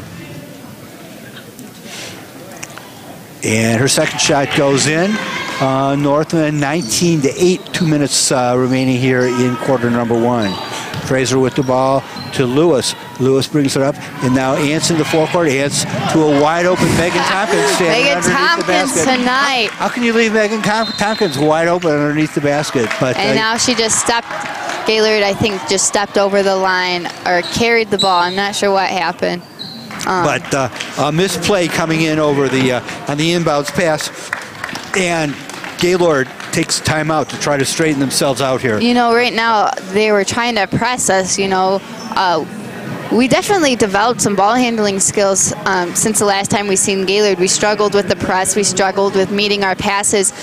So I think they tried to, you know, get us a little frazzled and ran that 2-2 and have one deep, but that person didn't really stay deep because, you know, we learned we got to meet the passes. We passed out. We had girls flashing to the ball, and, you know, a way to keep our heads up. Megan Tompkins is down there. She has 12 points so far, and just to use her height. Gaylord's going to have to find a way to guard both Ants and Tompkins. Yes. I mean, they can't have ball comes down. I mean, everybody knows what Northland are going to do. Tompkins is standing under the basket. Ants is off to the right-hand side. Ball goes to Ants. They guard her. Tompkins is wide open underneath the basket and gets the ball, and it's in the net, you know, before anybody gets over to guard her. The girls are looking at their coaches. I'm watching their facial expressions. Like, Coach, what do you want me to do? Like, hit her arm? You know, should I get 4 fouls and send her to the line to try making some free throws? Like, there's not much they can do. But you have to guard the tall person before they get the ball. Yes. You have to deny the ball to the tall person, because once they get it, there isn't much you can do. And they have to be down there to play defense and stop that play from happening. Anyway, Hannah Skolton now in the game for the North, and passes it over to Lewis. Back over here to Skolton. Down to Fraser on the baseline. Fraser brings it back out on top to Lewis. Lewis to Skolton on the left-hand side, and back out on top to Lewis. Lewis over to Fraser on the far side, back on top to Skolton, who sets the offense up from the outside, finds Tompkins at the high post. She turns to the right and gives it to Fraser, back out on top to Skolton, and over to Lewis on the left. Tompkins in the middle at the free throw line, gets it back out, and Tompkins now from the free throw line puts it in. Megan Tompkins. It can't get open inside. It takes it outside and puts it in from the free throw line. 23-8 Northland. She should play on the boys team. A little better defense that time by Gaylord. You know, they were down there and they held. They have someone in front of her and behind her just to, you know, try squeezing her out. And put the ball up. That is Simmons, and Tompkins goes up and gets the ball. It's now Fraser with the ball in the forecourt. Back to Tompkins in the middle. She dribbles halfway down the lane and then passes it over to Lewis on the right-hand side. Over to the left-hand side to Skolton. Skolton back on top to Fraser. They set the defense up. Is it the defense now, or the defense is running a substitute guards being in the game? Nope. They're running a 2-3 zone right now, making sure whoever someone's flashing to the free throw line that they're covering it, and just adjusting, fronting those posts. And not a bad move when you keep getting beat down underneath to put those not at all. On the base. But the ball comes out to Skolton, who got a nice shot from the right side. I think they gave her 2 for that. She's pretty close to the line. Anyway, Northman up 25-8 with just 3-2-1 seconds remaining, and shot goes up and rebounded by the Northmen. That brings us to the end of the first quarter with the Petoskey Northmen leading 25-8. We'll be back to talk about it and bring you the second quarter here on WJML News Talk Sports 1110 and 1210 and worldwide on WJML.com. Nestled in the woods across from the Pellston Regional Airport, the Pellston Lodge is halfway between Mackinac City and Petoskey and close to all the great things about Northern Michigan. Enjoy first-class accommodations, a dip in the pool after your long day, and wireless internet throughout the hotel. A delicious morning continental breakfast awaits you before a day of activity. Winter ski packages are also available from Nubs Knob Ski Resort, so make your next stay at the Pellston Lodge in Pellston, on the web at pellstonlodge.com.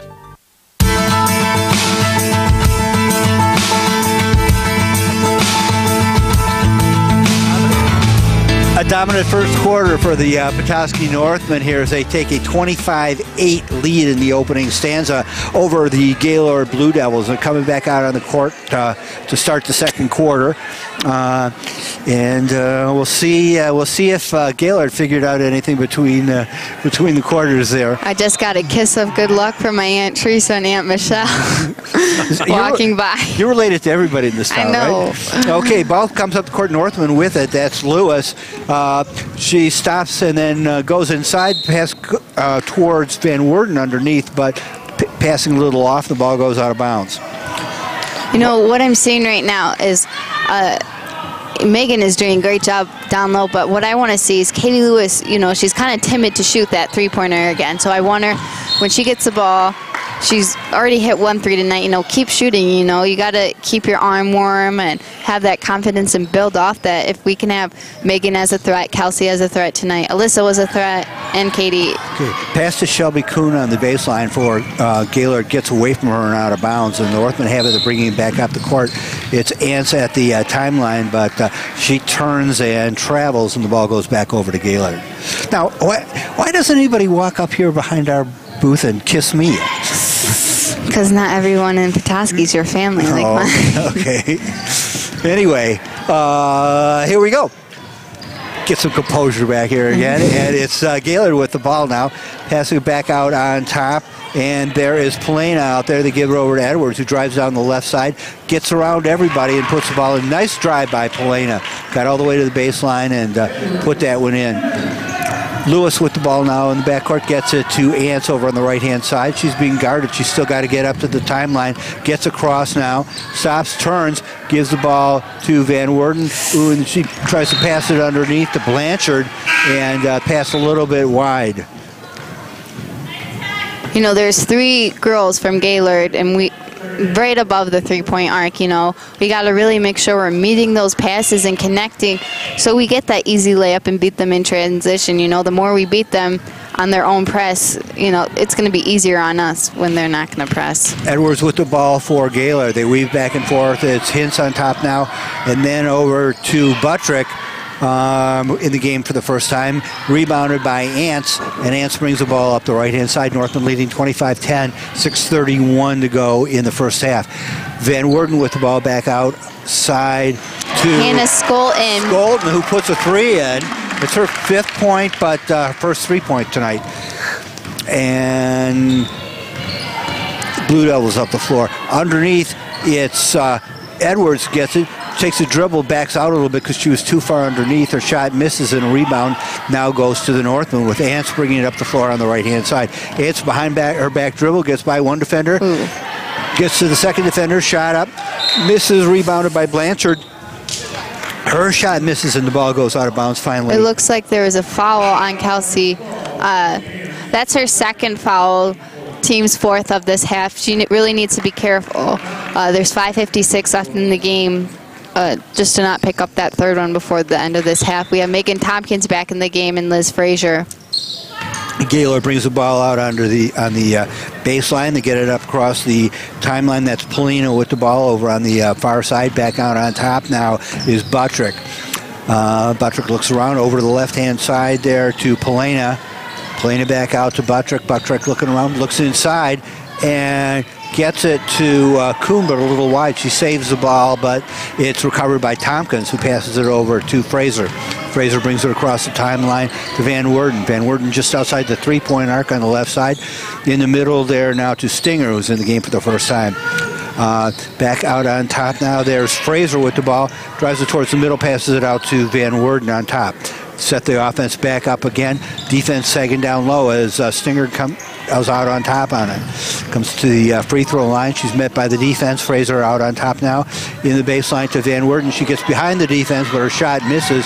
Tompkins almost rebounds it, but it bounces off of her hands to Gooding, who quickly up the court for the Blue Devils and goes out of bounds. You know, that was a great transition play.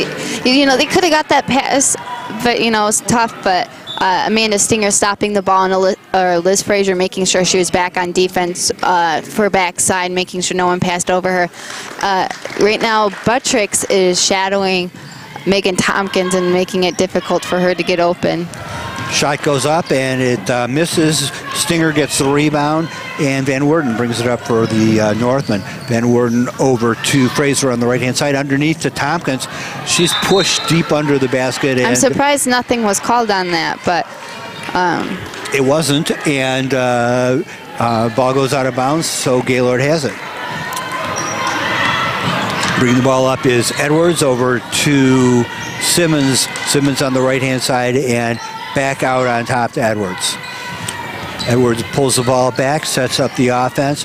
Not much movement inside, so she gives it to Hintz on the left, and Hintz brings it back out on top to Buttrick on the right-hand side, in underneath, and shot put up by Hamilla, and 2 points for the Blue Devils. Northman leading 28-12, and it is Fraser with the ball up in the forecourt.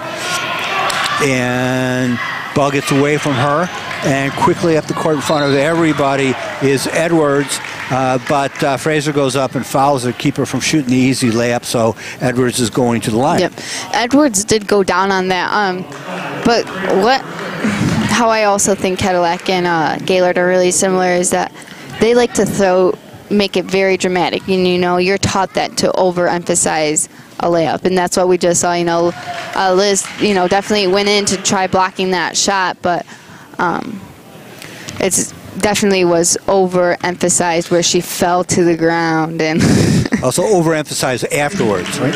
Well, it's kind of towards it, like kind of, you know, like if she already got the foul, but she wants to make sure she got it, you know, she's going to go. Edwards makes the free throws. I was just wondering whether you thought that her overemphasizing it made it easier for the defender to get in there and stop her, but it was after the shot, so it wasn't. Well, it's not like I knew Liz was going to foul. Just the way she was going in and stuff. She wasn't, you know, setting herself up to take that charge. And so... Well, she was behind on the play. Yes, exactly. And she was broken away. And, you know, it's better. That's a good foul. Liz, that's, I think, her second foul of the game. No, very definitely. Somebody, but that's, you know, the star player on the other team is breaking away for a layup. A wide open layup, or, you know, possibly missing both free throws or one free throws. It's definitely a great foul.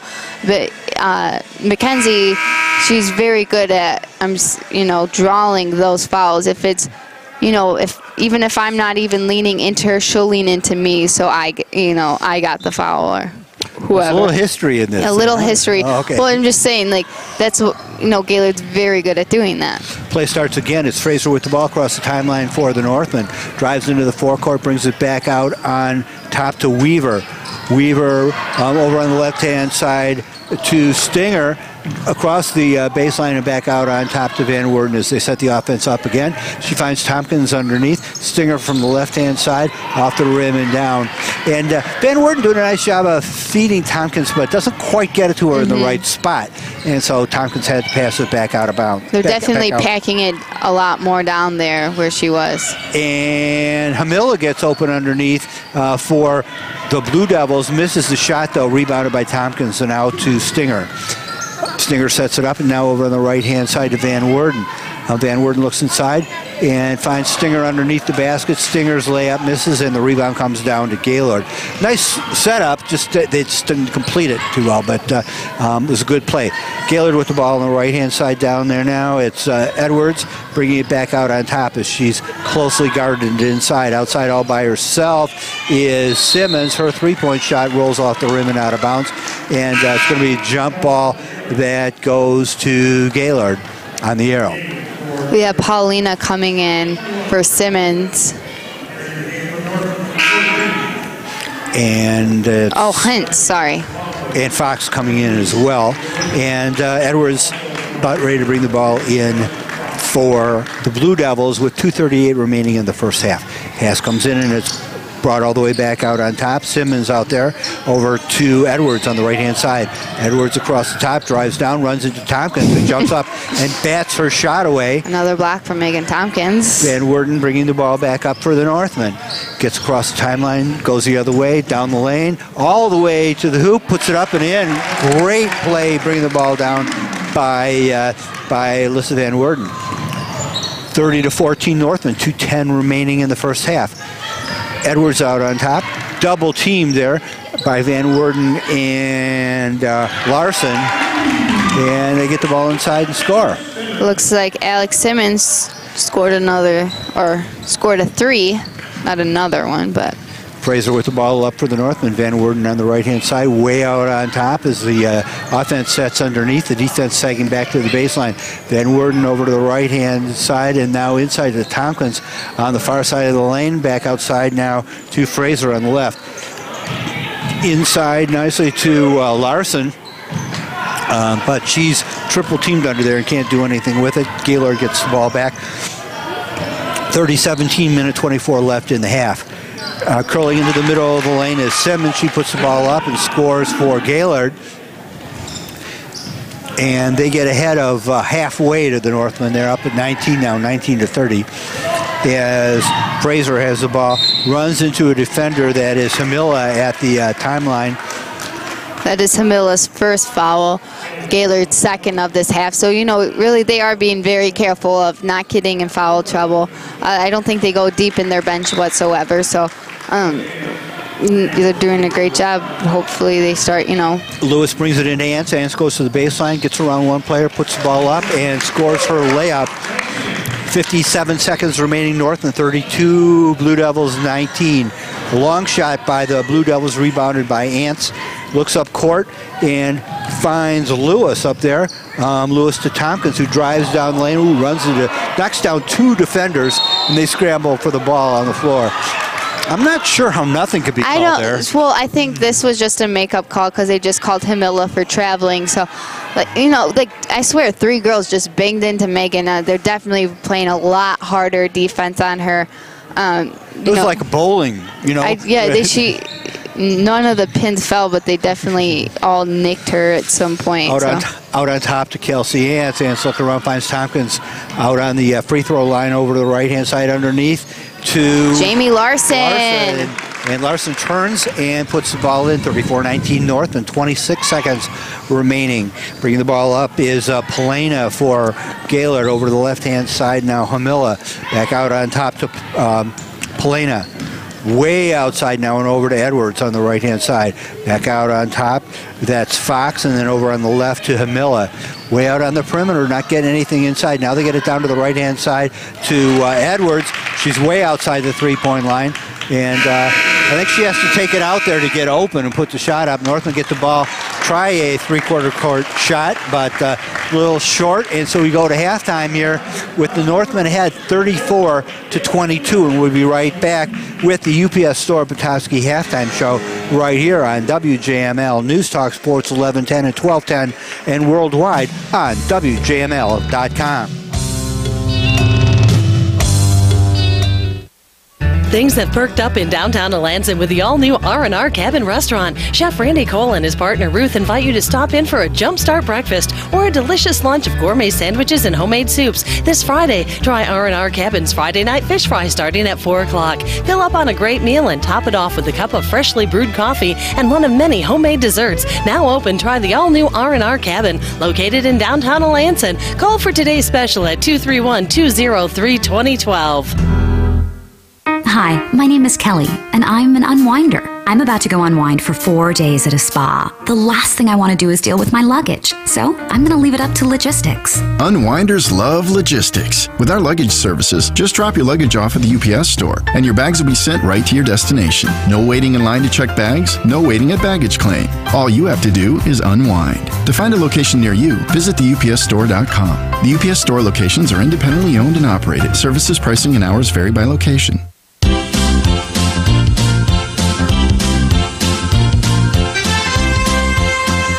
I didn't mean to be so. Hey, how you doing, everybody? We're back here at halftime, getting ready for the UPS Store Petoskey halftime show. And Northman ahead here at halftime, 34-22. Gaylord learned how to play defense in that second quarter and narrowed the game down a little bit. The Northmen being outscored 14-9 in the second quarter, but still in pretty good control of the game, up by 12, 34-22. Definitely the second quarter, Megan had no points, and they really played tight. And Kelsey, she got, Coach took her out for a little bit of foul trouble. She had 2 fouls, and she hasn't been scoring that much, but because they're playing good defense on her, and that's what they started out as, kind of really focusing on Kelsey when Megan was obviously the bigger and taller issue. Well, I think for this case, because they have relatively short team. And I think that 2-3 zone really let Gaylord get more in control of the pace of the game. Is that what it was? I don't know, they were playing down deep, because they really slowed Petoskey's offense. They were kind of playing. They did the 2-3 zone, and Megan was still getting her points in the first quarter. What they're doing now is they have a girl on Megan at all times. If they're running that 2-3 zone, it looked like they went out of it. But that girl was picking up Megan, on their side of the court before she could even set up. So, right. Well, that's what we said they had to do, right? You have to, if you're going to stop the big person, you have to deny them the ball. Yes, and you have to, even before denying the ball, the ball's up the court. They're finding Megan. They are not letting her have a shot, but I'm sure there'll be some adjustments for Coach D, setting screens or double screens to get Kelsey and Megan open. But even without them this half, we've seen other girls score, like Hannah Skolton and Katie Lewis has, and Alyssa Van Worden. We're showing them, yes, you can guard our 2 best players, but that's not going to stop our offense. We have other people that can shoot. And so I just wish, I always say this, Katie would shoot more. And well, the key to a team stopping your 2 best scorers is to use your other 3. I mean, there's 5 people on the floor, and the more you can use 5 players, the harder it is. You want to make Gaylord. You want to punish Gaylord for focusing on 1 or 2 players. With basketball, it's so easy to have 2 players on the court that are outstanding, or even good athletes. Like let's look at Gaylord. They have, Edwards, and then they have Paulina, who's really good, or Hamila, and it's easy to get by with 2 players or 3 players. You can't do it with 1, but you can do it easily with 2 players. Well, we have 5 players. We have 2 outstanding players, that could probably play. Well, that Megan could play college ball if she wanted to. Her passion's volleyball, so she's going that route. Kelsey is college ball. And then you have the 3 other players that are smart, they're athletic, and they're aggressive, and that's all you can ask for at this point. All right, let's take a look at it from the defensive point of view for the Northmen. Obviously, the Blue Devils were scoring some more points in the second quarter. And it seemed like they were getting inside a little more, and also they were able to take some shots from the outside. You really, when it comes to, they hit 2 threes that last quarter, so it comes down to, are they closing out? Like, yes, you might have had to pinch that gap, but you got to close out hard. Get a hand up. You can't just close out. You got to have your hand up in their face. And you can't, even though you have to help out, the other players on your team have to understand, I will help out as much as I can, but we all know we can't leave Mackenzie open. Mackenzie's not afraid to shoot, a foot and a half, 2 feet outside the three-point arc. So you can't, sink in that much, and you got to really be aware of that. Some nice inside play, not just by Megan Tompkins, but also by Alyssa Van Werden. That one bataway she did, that was great, and some great play all around. Let's take a look at the scorebook a little bit. Northmen have 34 points, and who got them? Hannah Skolton has 5, Megan Tompkins with 14, Kelsey Ants with 6, Jamie Larson with 2, Katie Lewis with 3, and Alyssa Van Worden with 2. 4, sorry, Alyssa. Yeah, let's give her all credit for all those points. Not surprising that Megan Tompkins is on top with the way that, particularly the first quarter. I wanted her to hit another 14 points. I assume most of those points came in the first quarter. Yes. Is that right? Oh, yeah. Okay. They all did. Okay, for the Blue Devils, I'm just quickly going to say this before we go on break, but we have Mackenzie Edwards with 10, Madison Hilmillo with 3, Alex Simmons with 7, and Sarah Paulino with 2. And not a big surprise over there as well. All right, well, we're going to be right back here with more the UPS Store Petoskey halftime show in just a minute on WJML News Talk Sports, 1110 and 1210 and worldwide on WJML.com.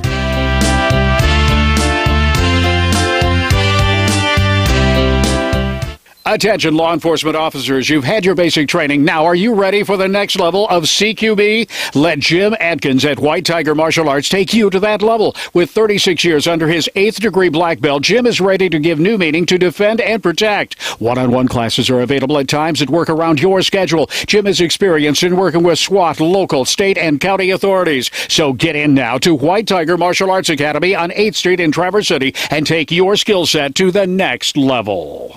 My name is Susan, and I run my own consulting firm, which really means I'm the consummate multitasker. I'm the accounting department, the marketing department, the mailroom. So how do I get it all done? Logistics. I'm Bob from the UPS Store. Multitaskers like Susan send their presentations to us online, and we print them, bind them, and make handouts. We also handle their packing and shipping. And with one of our mailboxes, we can sign for packages, even send text alerts when they arrive. Thanks to logistics, I can do more than ever. And I didn't think that was possible. Multitaskers love logistics. That's why they love the UPS Store and all the things they do. To find a location near you, visit theupsstore.com today. Participation, prices, and hours vary by location. See Center for details. Your Petoskey UPS Store is your certified packing expert. Locally owned and operated and located in the Mitchell Street Plaza near Radio Shack. Mention that you heard this ad and you'll get a 10% discount on in-store custom packaging.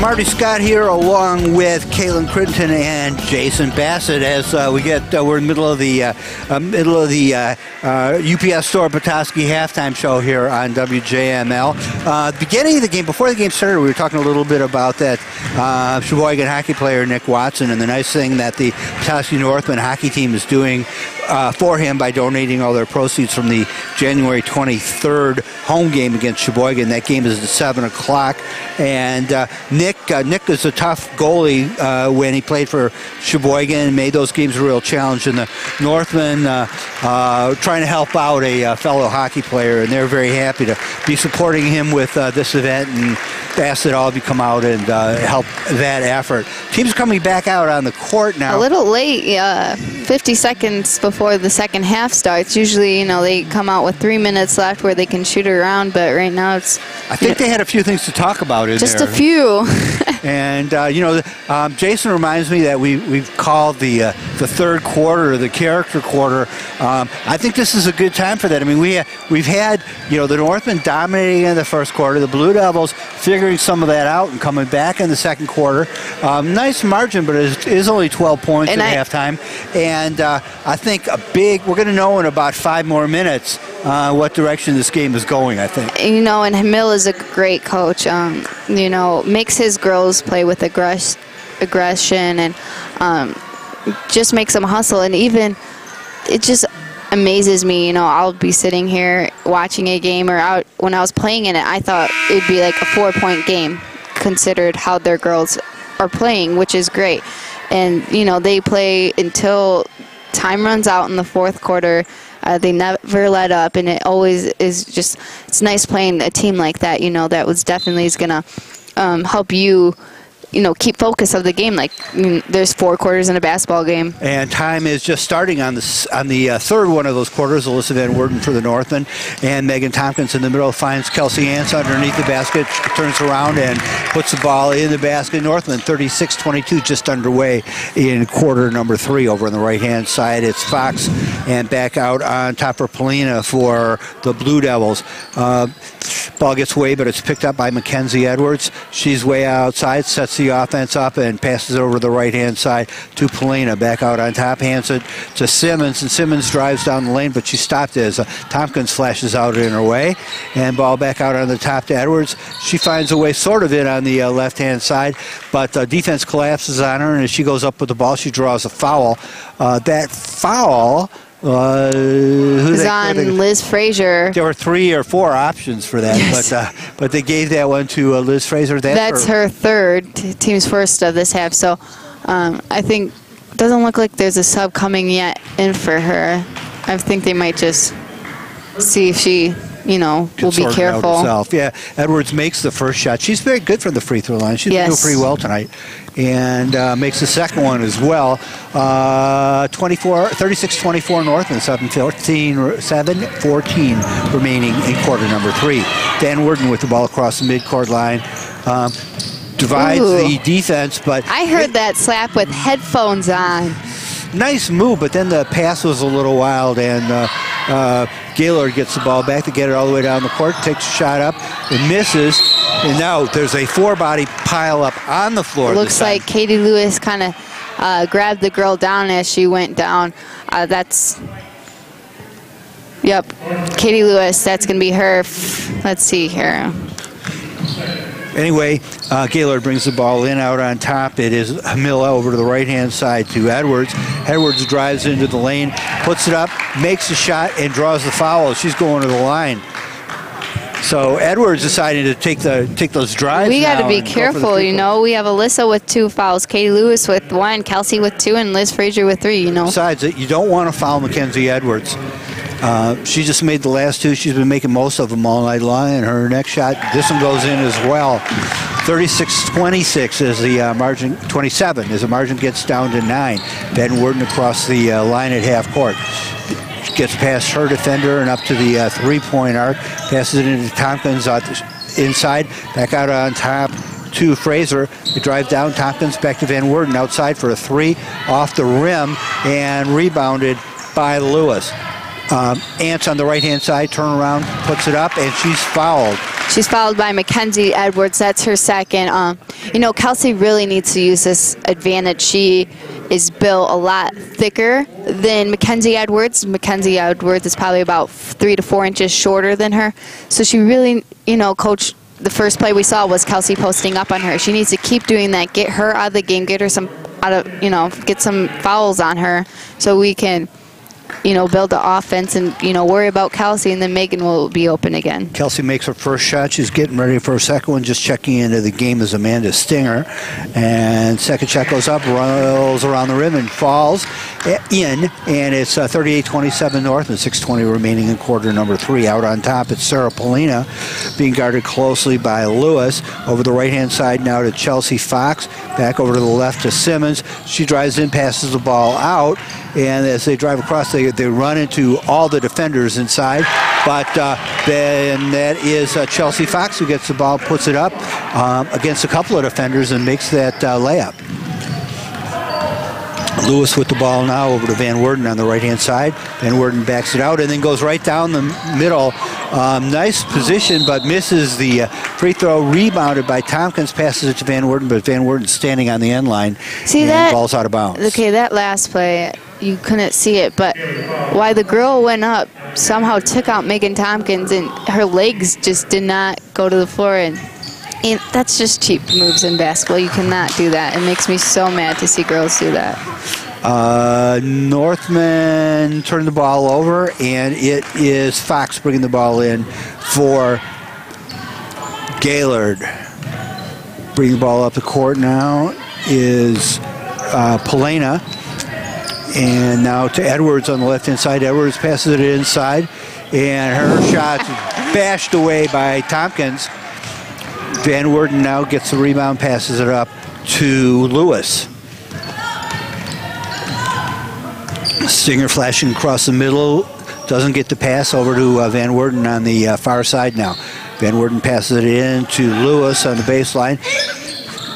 And Ants doesn't have a shot, but Tompkins does. She gives her the ball and puts it up and scores. 40-29 Northman. And there we have Simmons on the left-hand side out on top to Hamilla. Over to the right-hand side now to Fox. And Fox down on the floor, and Van Werden picks the ball up. Van Werden bringing the ball up the floor and passes it up to Tompkins, who brings it across the timeline. Tompkins stops outside, gives the ball to Van Werden, and goes down to the baseline herself. Ball into Ants at the free throw line, drives around her defenders, puts the ball up and in. Nice move. She got to the outside. Great job right now. Got to the outside of those two defenders, curled right around them, and got an open shot on the baseline. She's doing exactly what she needs to do. Definitely becoming more of a threat on offense and realizing, she can take it to the hole without getting any fouls on her, and, drawing Gaylord to have their fouls. They're getting frustrated. They're not sure what to do. You can tell they're kind of like all saying things in the huddle if you're watching them right now. Right. Ant's getting good position, and that's why she's not getting the fouls. She's in charge and confident when she's moving that ball in. So if there's contact, most likely thing is the fouls are going to be called on the defensive player who's not as in control and not as confident about what they're doing with the ball. And Alyssa, and I have to say, Katie is playing excellent defense on Sarah Paulina, I believe her first name is. Yep. But just on, there's no room between them. I don't think she scored tonight, but definitely, getting close where it's hard for her to make a pass. Back in action, Edwards has the ball, 4:14 remaining. Edwards passes it over to the right-hand side to Hamilla. Hamilla down to the baseline to Simmons, and back out on top to Polina as they set it back up again. Northman up 42-29, just about exactly 4 minutes right now over the left-hand side now. And they get it inside to Edwards, and she takes it right up and scores. She's got a great shot. And that's why she's a lefty, and so you don't see many lefties out there, and it's you have to do everything backwards on defense. Northman with the ball. Lewis into Ants in the middle. Oh, nice shovel pass by Ants to Van Werden. Way to see. At first I saw that and I'm like, okay, look at Alyssa, and Ants is definitely aware of where people are on the court, and what a great pass. Ball to the baseline now for Hamilla. And she puts it up and in. A lot of games we've been seeing the other side get layup opportunities underneath, but most of those teams miss them. The Blue Devils have some great inside shooters, and when they get the ball inside, they're putting those in. And that's why there's only an 11-point margin tonight, 44-33 Northman. Lewis on the outside with the ball being pretty closely guarded, gets it away to Skolton. And Skolton looking inside, finds Van Werden, and over to the right-hand side to Ants. And cutting towards the middle is Blanchard, but Ants can't get the ball through to her, and goes over to the right-hand side. Gaylord with the ball inside for a layup now. They put it up, and again they put that layup in. Chelsea Fox scores that. Blanchard it's not as good as going out to catch the ball as Megan Tompkins is, and so you need a little different kind of pass. Ants down the floor, contact underneath the basket, charges into Chelsea Fox, and they're going to call that one on That's Ants. Kelsey's third foul. We have Liz Frazier back in the game, going in for Alyssa Van Worden and Abby Blanchard, or I'm not sure who else. Well, it's a little confusing right now because Coach D just called a timeout. So action stopped now with 2:30 remaining in the third quarter. Northman leading 44-35. So it's down to a 9-point margin now. Getting a little close for comfort. Yeah, it is a little close. They definitely, it's just making sure they're, getting back on defense. They need to be contesting that shot with the hand up in the face. And, if it's a three-pointer, Mackenzie is a shooter. That's what she wants to do. She doesn't really want to, she'll play defense, but it's how she, builds doesn't have a shot opportunity she doesn't like. And fortunately, she's very good at those shots, Very good. And so if it's, 5 feet, 6 feet away from a bank shot, she'll do it. If it's a three-pointer or 3 feet from the arc, she's not afraid to shoot. And, whoever's guarding her and the other players have to be aware of that. If she'll dribble drive, she likes her left hand. She likes going in for the rebound. You need to be aware of who's on the court. And you have other girls on their team stepping it up right now, like Camilla and Simmons are doing a great job for Gaylord. And Gaylord now brings the ball across the timeline. They get it up into the forecourt, and it is Simmons with the ball, handing it off to Edwards. Edwards brings it way outside, gives it to Polina. Polina dribbles behind her back, but tries to pull the defense out a little bit, set the offense up.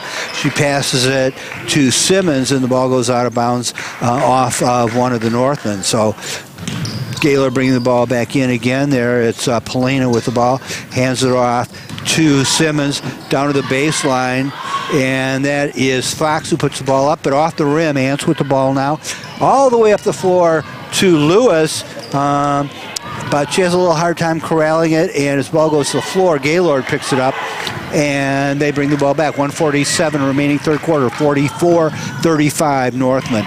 And underneath, one of the rare misses by Edwards as she does a nice spin around, puts the ball up, but misses the layup, and Ants brings the ball back up the floor for Petoskey. Back out on top to Fraser. Fraser looking around inside, waiting for somebody to move in there. Motion starts inside and goes to Skolton on the outside. Skolton back across to Lewis. Lewis driving him down the middle, gives it to Ants on the right-hand side. They open it up for Ants. Everybody goes and plays on the opposite side. Now she's double-teamed, comes back out on top. Skolton just outside the three-point line, pulls it back and hands it off to Lewis, who drives down to the right-hand side while Skolton goes over to the left. Lewis stops, finds Larson. Larson to Skolton in the corner, and Skolton back out on side. Passes it in the middle to Ants. Ants puts it up for the layup, but she's a little short against two defenders, and Gaylord gets the ball and brings it up the floor. Chelsea Fox with the ball on the right-hand side. Brings it back out on top. Now Fox gets it back. And down to the right-hand side to Simmons, a little closer to the basket. Back out on top to Hintz. Outside, and now it's Polina with the ball. As they move it around on the right-hand side, they get past the defense, and putting it up for a nice layup is Simmons. Another, one of those nice situations where they get a layup opportunity inside and are able to convert on it. It is Lewis with the ball, and they blow the whistle. Sarah Paulina drew contact. That's her first foul, team's third of this half. Megan Tompkins is back in for Katie Lewis. We have Liz Frazier, Hannah Skolton, Megan, Jamie Larson, and Kelsey Ants on the floor right now. Hopefully, they can figure out some chemistry right here. Skolton in the backcourt. They have two defenders down there, but they break it really easily as they get it to Fraser. Pass it up underneath the ball. Fraser's there, but she passes it to Ants for a three-point shot on the outside. That shot's a little bit short, and the Blue Devils take the ball back over, and it is Edwards who's bringing the ball up the court. Now Buttrick over on the left-hand side. Edwards again driving around, trying to get past Tompkins. Puts her shoulder down, trying to move Tompkins out of the way, but she doesn't get by her as Tompkins sticks right with her. Ball falls out on the floor and rolls out of bounds. And it's going to be Gaylord's ball as they bring it out around half court. pretty aggressive move there by the little one against the big one there as Edwards. Like I said, she likes to lean in and try drawing the foul. Well, that's the end of the third quarter. Petoskey Northman ahead 44-37, and we'll be back with the final stanza of this game in just a minute on WJML News Talk Sports 1110 and 1210 and worldwide on WJML.com.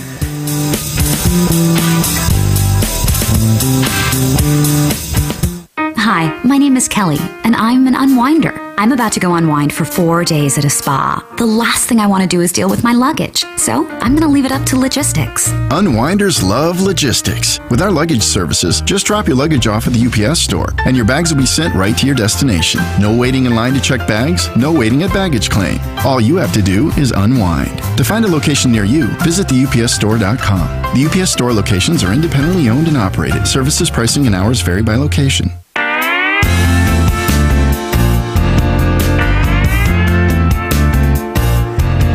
And here we are back getting ready for the, excuse me, there we are. Here we are getting ready for the start of the fourth quarter here. Petoskey Northman leading the Blue Devils 44-37 as that margin narrowing down a little bit. And Northman are going to have to play well in this fourth quarter, try to put this one away. Both teams are back out on floors to get ready to start. What are you looking for, Caitlin? I'm looking for someone that is going to pay attention to detail, meeting the passes, going down, getting every single rebound if it's offense or defense, and it's going to come down to who's guarding Edwards, Are they going to let her shoot? Or Edwards with the ball now for Gaylord. She shoots from the free throw line, off the rim, down, rebounded by Ants. So there is a shot she can't make, or at least she didn't make it that time. But most of her shots are pretty deadly. Skolton with the ball outside now for the Northman. Pass it over to the left-hand side to Fraser. Fraser looking around. Weaver out there, but Fraser passes her up and keeps the ball now, passes it over to Skolton on the left-hand side.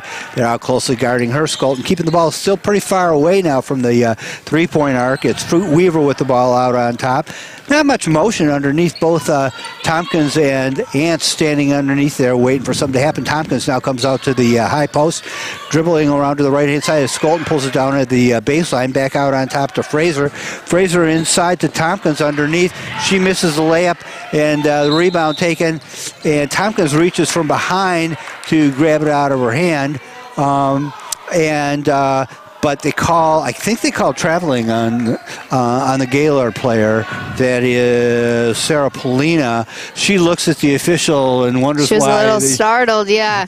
I almost want to take my headphones off and listen to what she's saying. But. Well, she wanted there to be a call on the Northman. Ball comes inbounds to Tompkins underneath, out to Ants on the outside. Ants up with a three-point shot. She misses, and the rebound taken by Fraser. There was a foul on Alex Simmons. That's her second, team's fourth of this quarter. She comes down on top of Fraser during that rebound. She kind of, did an unnecessary nudge. It was not, it was beyond the box out. So. And Skolton into Tompkins, back to Skolton, who puts the three up, or just inside the three-point arc, off the rim. She probably wasn't far enough away to make that. Comes down the court, and Edwards puts a layup in for the Blue Devils, 44-39, only 5 points now with 6:36 remaining. And the Northman get the ball into the forecourt. Skolton over on the left-hand side, still way out on top. Takes a step in, brings it back, and Tompkins out on top to help out. Gets the ball, and over on the right-hand side to Ants. She finds Fraser inside, flashing to the middle. But Fraser catches the ball, comes down, but can't do anything with it. It looks like she might have rolled an ankle, why she caught it. She definitely had some kind of, or maybe, I was wondering if it was her ankle or her hip, kind of caught it in weird and came down. She landed on 2 feet, which was good, but... Yep. Northman take a timeout. It looks like they're bringing Katie Lewis in off the bench. I don't know. I want them to bring Alyssa back in too. That's someone we need to be. Hey, Jason, get on the phone, call the bench, and tell them Caitlin wants Alyssa back in the game. I feel like I should be like the manager. I get to make the shots like in baseball. Just let Coach D know. You have the better job. You can be up here, do all the coaching advice. I can yell down. I know he'll hear me. And you don't have to deal with the consequences of the decisions. It's great. Ball out of bounds under the basket for the Northman. Lewis bringing the ball into Ants.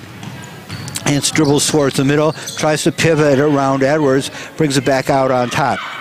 We need making Edwards play defense against Ants is a good thing. We want to do that as much as possible. Ants driving down the lane, turns around, bodies fall, nothing called. The ball misses, and the rebound goes to Gaylord. We need Megan to start flashing up again. I know she's being closely guarded.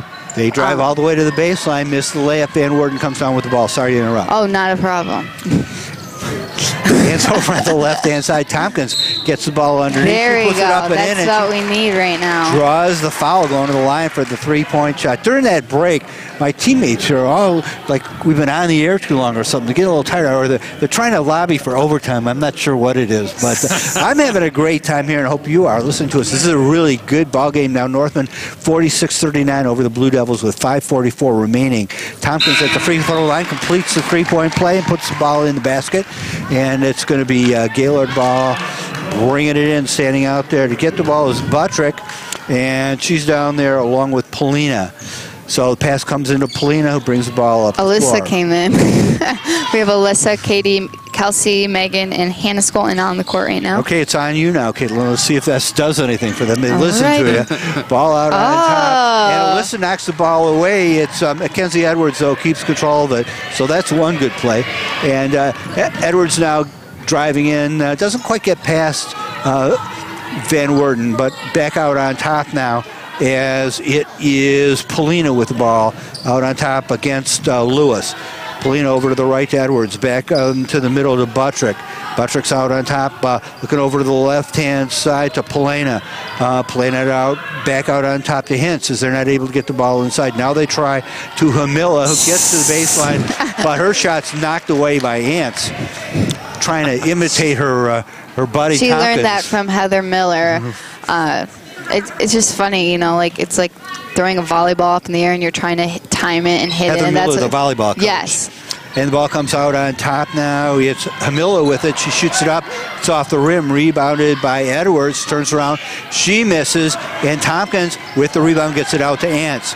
Petoskey gets the ball up the court. Nice pass to Lewis, who's way ahead of everything, but she can't quite hang on to it. It slips through her hands and goes out of bounds. Northman leading by 8, 47-39, with 4:45 remaining in the game. We have the starting five out there. You know, Coach D's definitely making some adjustments due to the game, how relatively close it is, you know, for us playing against Gaylord. 3 of the Northmen in the backcourt defending now, in the forecourt rather. Now the ball gets by them and down inside, but the shot by Buttrick misses, and Northman come down with the ball. Van Worden bringing the ball across the timeline as the offense sets up inside. Over to the left-hand side to Fraser, way outside to Tompkins at the free throw line, turns, gives it to Ants, but Ants lets the ball down a little low, and the defender, who is Buttrick, grabs it out of her hands and ties the ball up. The ball is going to be out of bounds, I think, to Petoskey on the arrow. Yep. As Lewis goes out of bounds there to pass the ball in for the Northmen. Edwards guarding Ants, and the ball comes into Van Worden on top. Van Worden over the left-hand side to Fraser. Fraser Yeah, takes Liz a three from the Fraser. outside.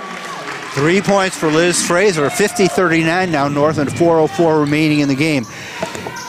Gaylord with the ball down on the right side. That's Edwards. Passes it in, gets it back. Her shot. Told you, blocked by Alyssa. by Van Worden.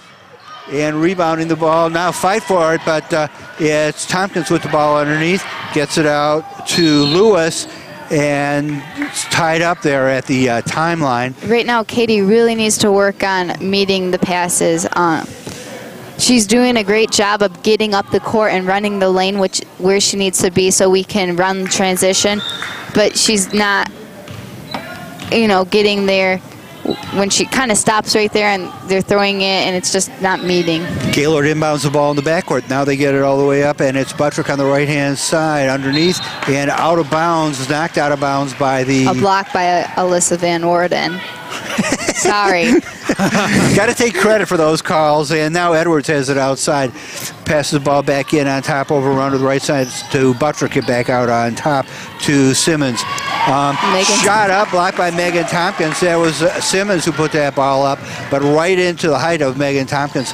And as Ants tries to get the ball in inside, it's knocked away but it's going to be Northman underneath the I basket. noticed during this game that Kelsey has a tendency why she's pushing up the court, kind of looking at the right where the left side's wide open. So, she got to just make sure she sees both sides Pass of the court. comes into Tompkins. She's double-teamed underneath, throws it out, and pass across the court to Fraser. It goes out of bounds, out of the side of the court, and over to Gaylord. Gaylord trailing by 11 now, 3:07 remaining as the Northmen stretch out the lead a little bit. Gaylord brings the ball up the court, and the pass is intercepted by the Northmen. Get it up ahead to Ants, dribbles behind her back and pivots. What a move! I know, what Kelsey, a move! and Dribble it behind her back to take her towards the lane. People can see this. I can't even explain it. Well, dribbles behind her back to draw everybody into the lane. Then she pivots around to the outside and puts the layup in. Great play by Kelsey Ants. Now Edwards driving the lane. She runs right into Tompkins. Foul, I think, is going to be called. I think it's on Megan. the floor. It's actually on Liz Frazier. That's her fourth. Lucky break for the Northmen. We don't want Tompkins getting one, but Fraser, we need her too. They did call that as a shooting foul, where she just ran into them, and then after the foul, she chucks it up. See it? I'm getting a little heated over here. Mackenzie Edwards at the line. She puts the ball in. What's her shooting on free throws now? She's 100%. Yeah, well, she's got one more shot now. Trailing I'm not knocking on wood. Trailing by 12. And now the margin is 11. I will. As the Northmen lead 52-41. 2:40 remaining in the game. And that's probably the most important number up there right now on the scoreboard is 2:40 left. The Blue Devils have to shrink a 11-point margin, and the back and forth of this game hasn't been moving that fast to give them time to do that with just 2:40 remaining. But the game's still close. And we're playing pretty good defense. Yes, we just got that ridiculous foul. But when it comes to, it's Megan's den, like we said. She's swatting at balls. Alyssa swatting at balls. Kelsey is able to block. Now, we need to connect on the offensive end right now. What about that offensive play by Kelsey Hansen the last time up the court? Did you love that? I love that. It's so effortlessly, which is the main thing. Like before, when we watched her last year and very early in the season, it was very forced. And that's why she's going to be getting a lot more of the calls on offense now. She's playing much more under control. And she's in control of her body. She's in control of the ball. And, to use, I don't even know, I swear it was like 4 combined basketball moves of dribbling just to one layup is just outstanding. And Ants throws the ball in from the backcourt to Tompkins. Back to Ants, and she's across the timeline. Dribbles all the way down to the baseline and turns around wide open, puts the layup in. See, and I love that. I love when, Gaylord's trying to play defense. It looked like a little grabbing and stuff, and Kelsey's able to just, force them. 3-point shot by Edwards goes wild, and Van Worden with the ball now. And gets it up. She's guarded, but she gets across the timeline. Hannah Skolton comes over to the scores table to come in on the next break. And timeout called by the Northmen. Coach D getting his team together to talk about the final 2 minutes of the game. Northmen up 54-41. Mm-hmm. Right now, 2 minutes, 5 seconds. Gaylord Blue Devils are going to look to foul. They need to stop the clock. They still have 2 fouls to get before their end bonus. They're probably going to try following someone who has a ball that can't shoot free throws. Well, they have to feel very much in this game because their play in the second half has been very much in this game. And you said at the beginning of the game that they're a team that plays to the last buzzer. Yes. They play all the way. So, and see, even though we have a 15, am I doing my math right? 13. It's okay. I'm learning. It's all right. It's hard to talk and do math at the same time. Right? He taught me algebra.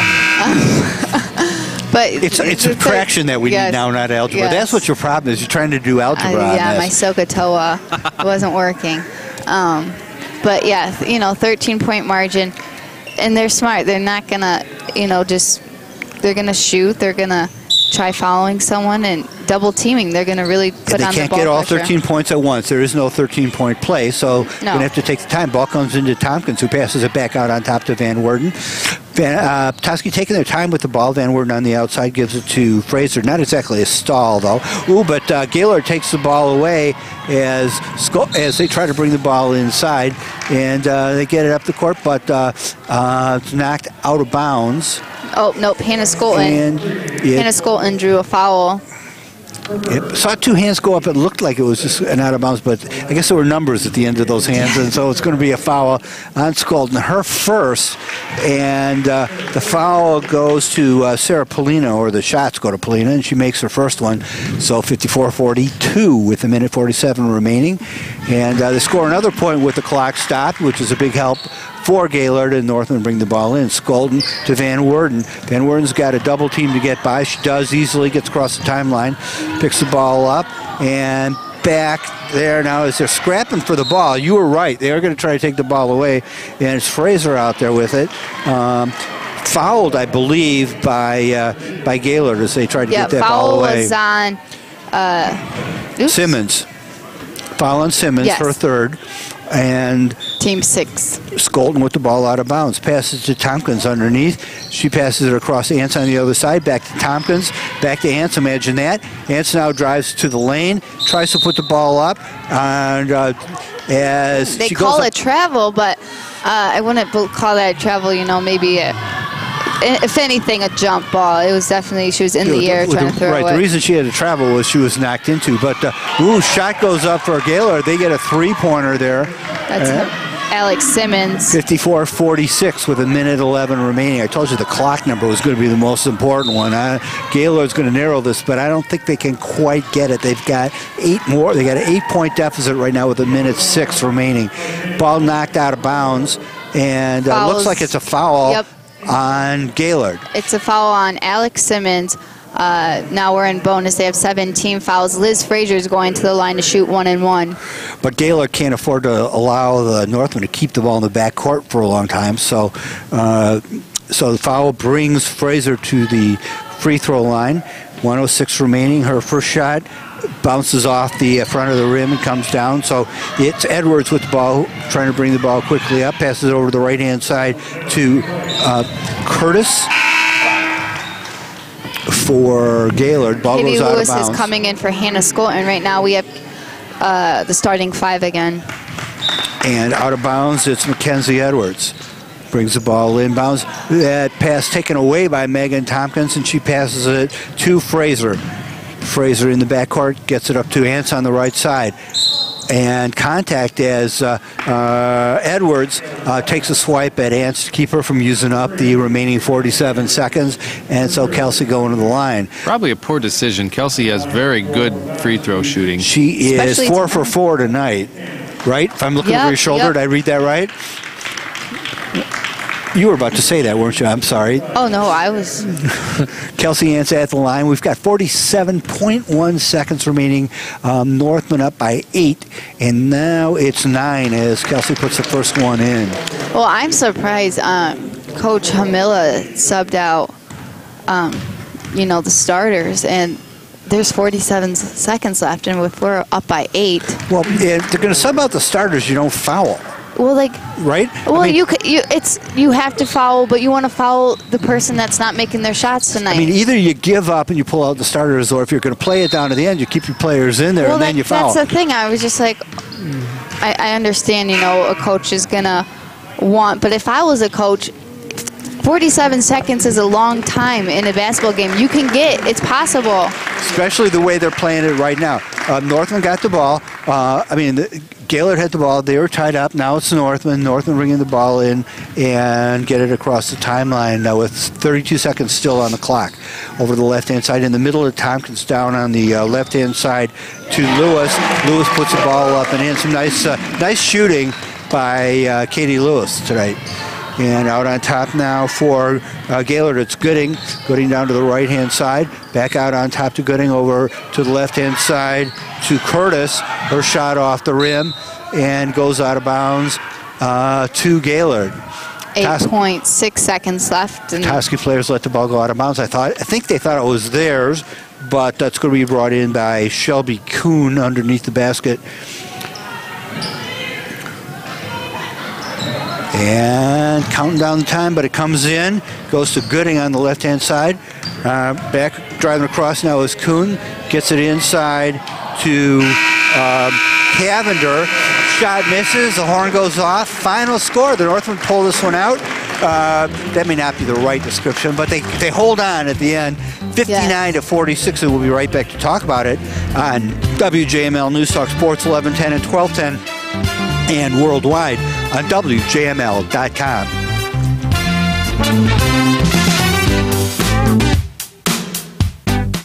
January brings snow, north wind, and plenty of chill. But Jet's Pizza in Petoskey has the recipe to warm you up from the inside out. Right now, a large one-topping Jet's Pizza is just $5.99 for a small.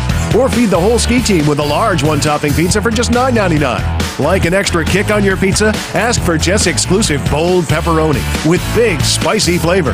Find and print valuable coupons at jetspizza.com and let's get Jets. Let's get Jets. Hi, my name is Kelly, and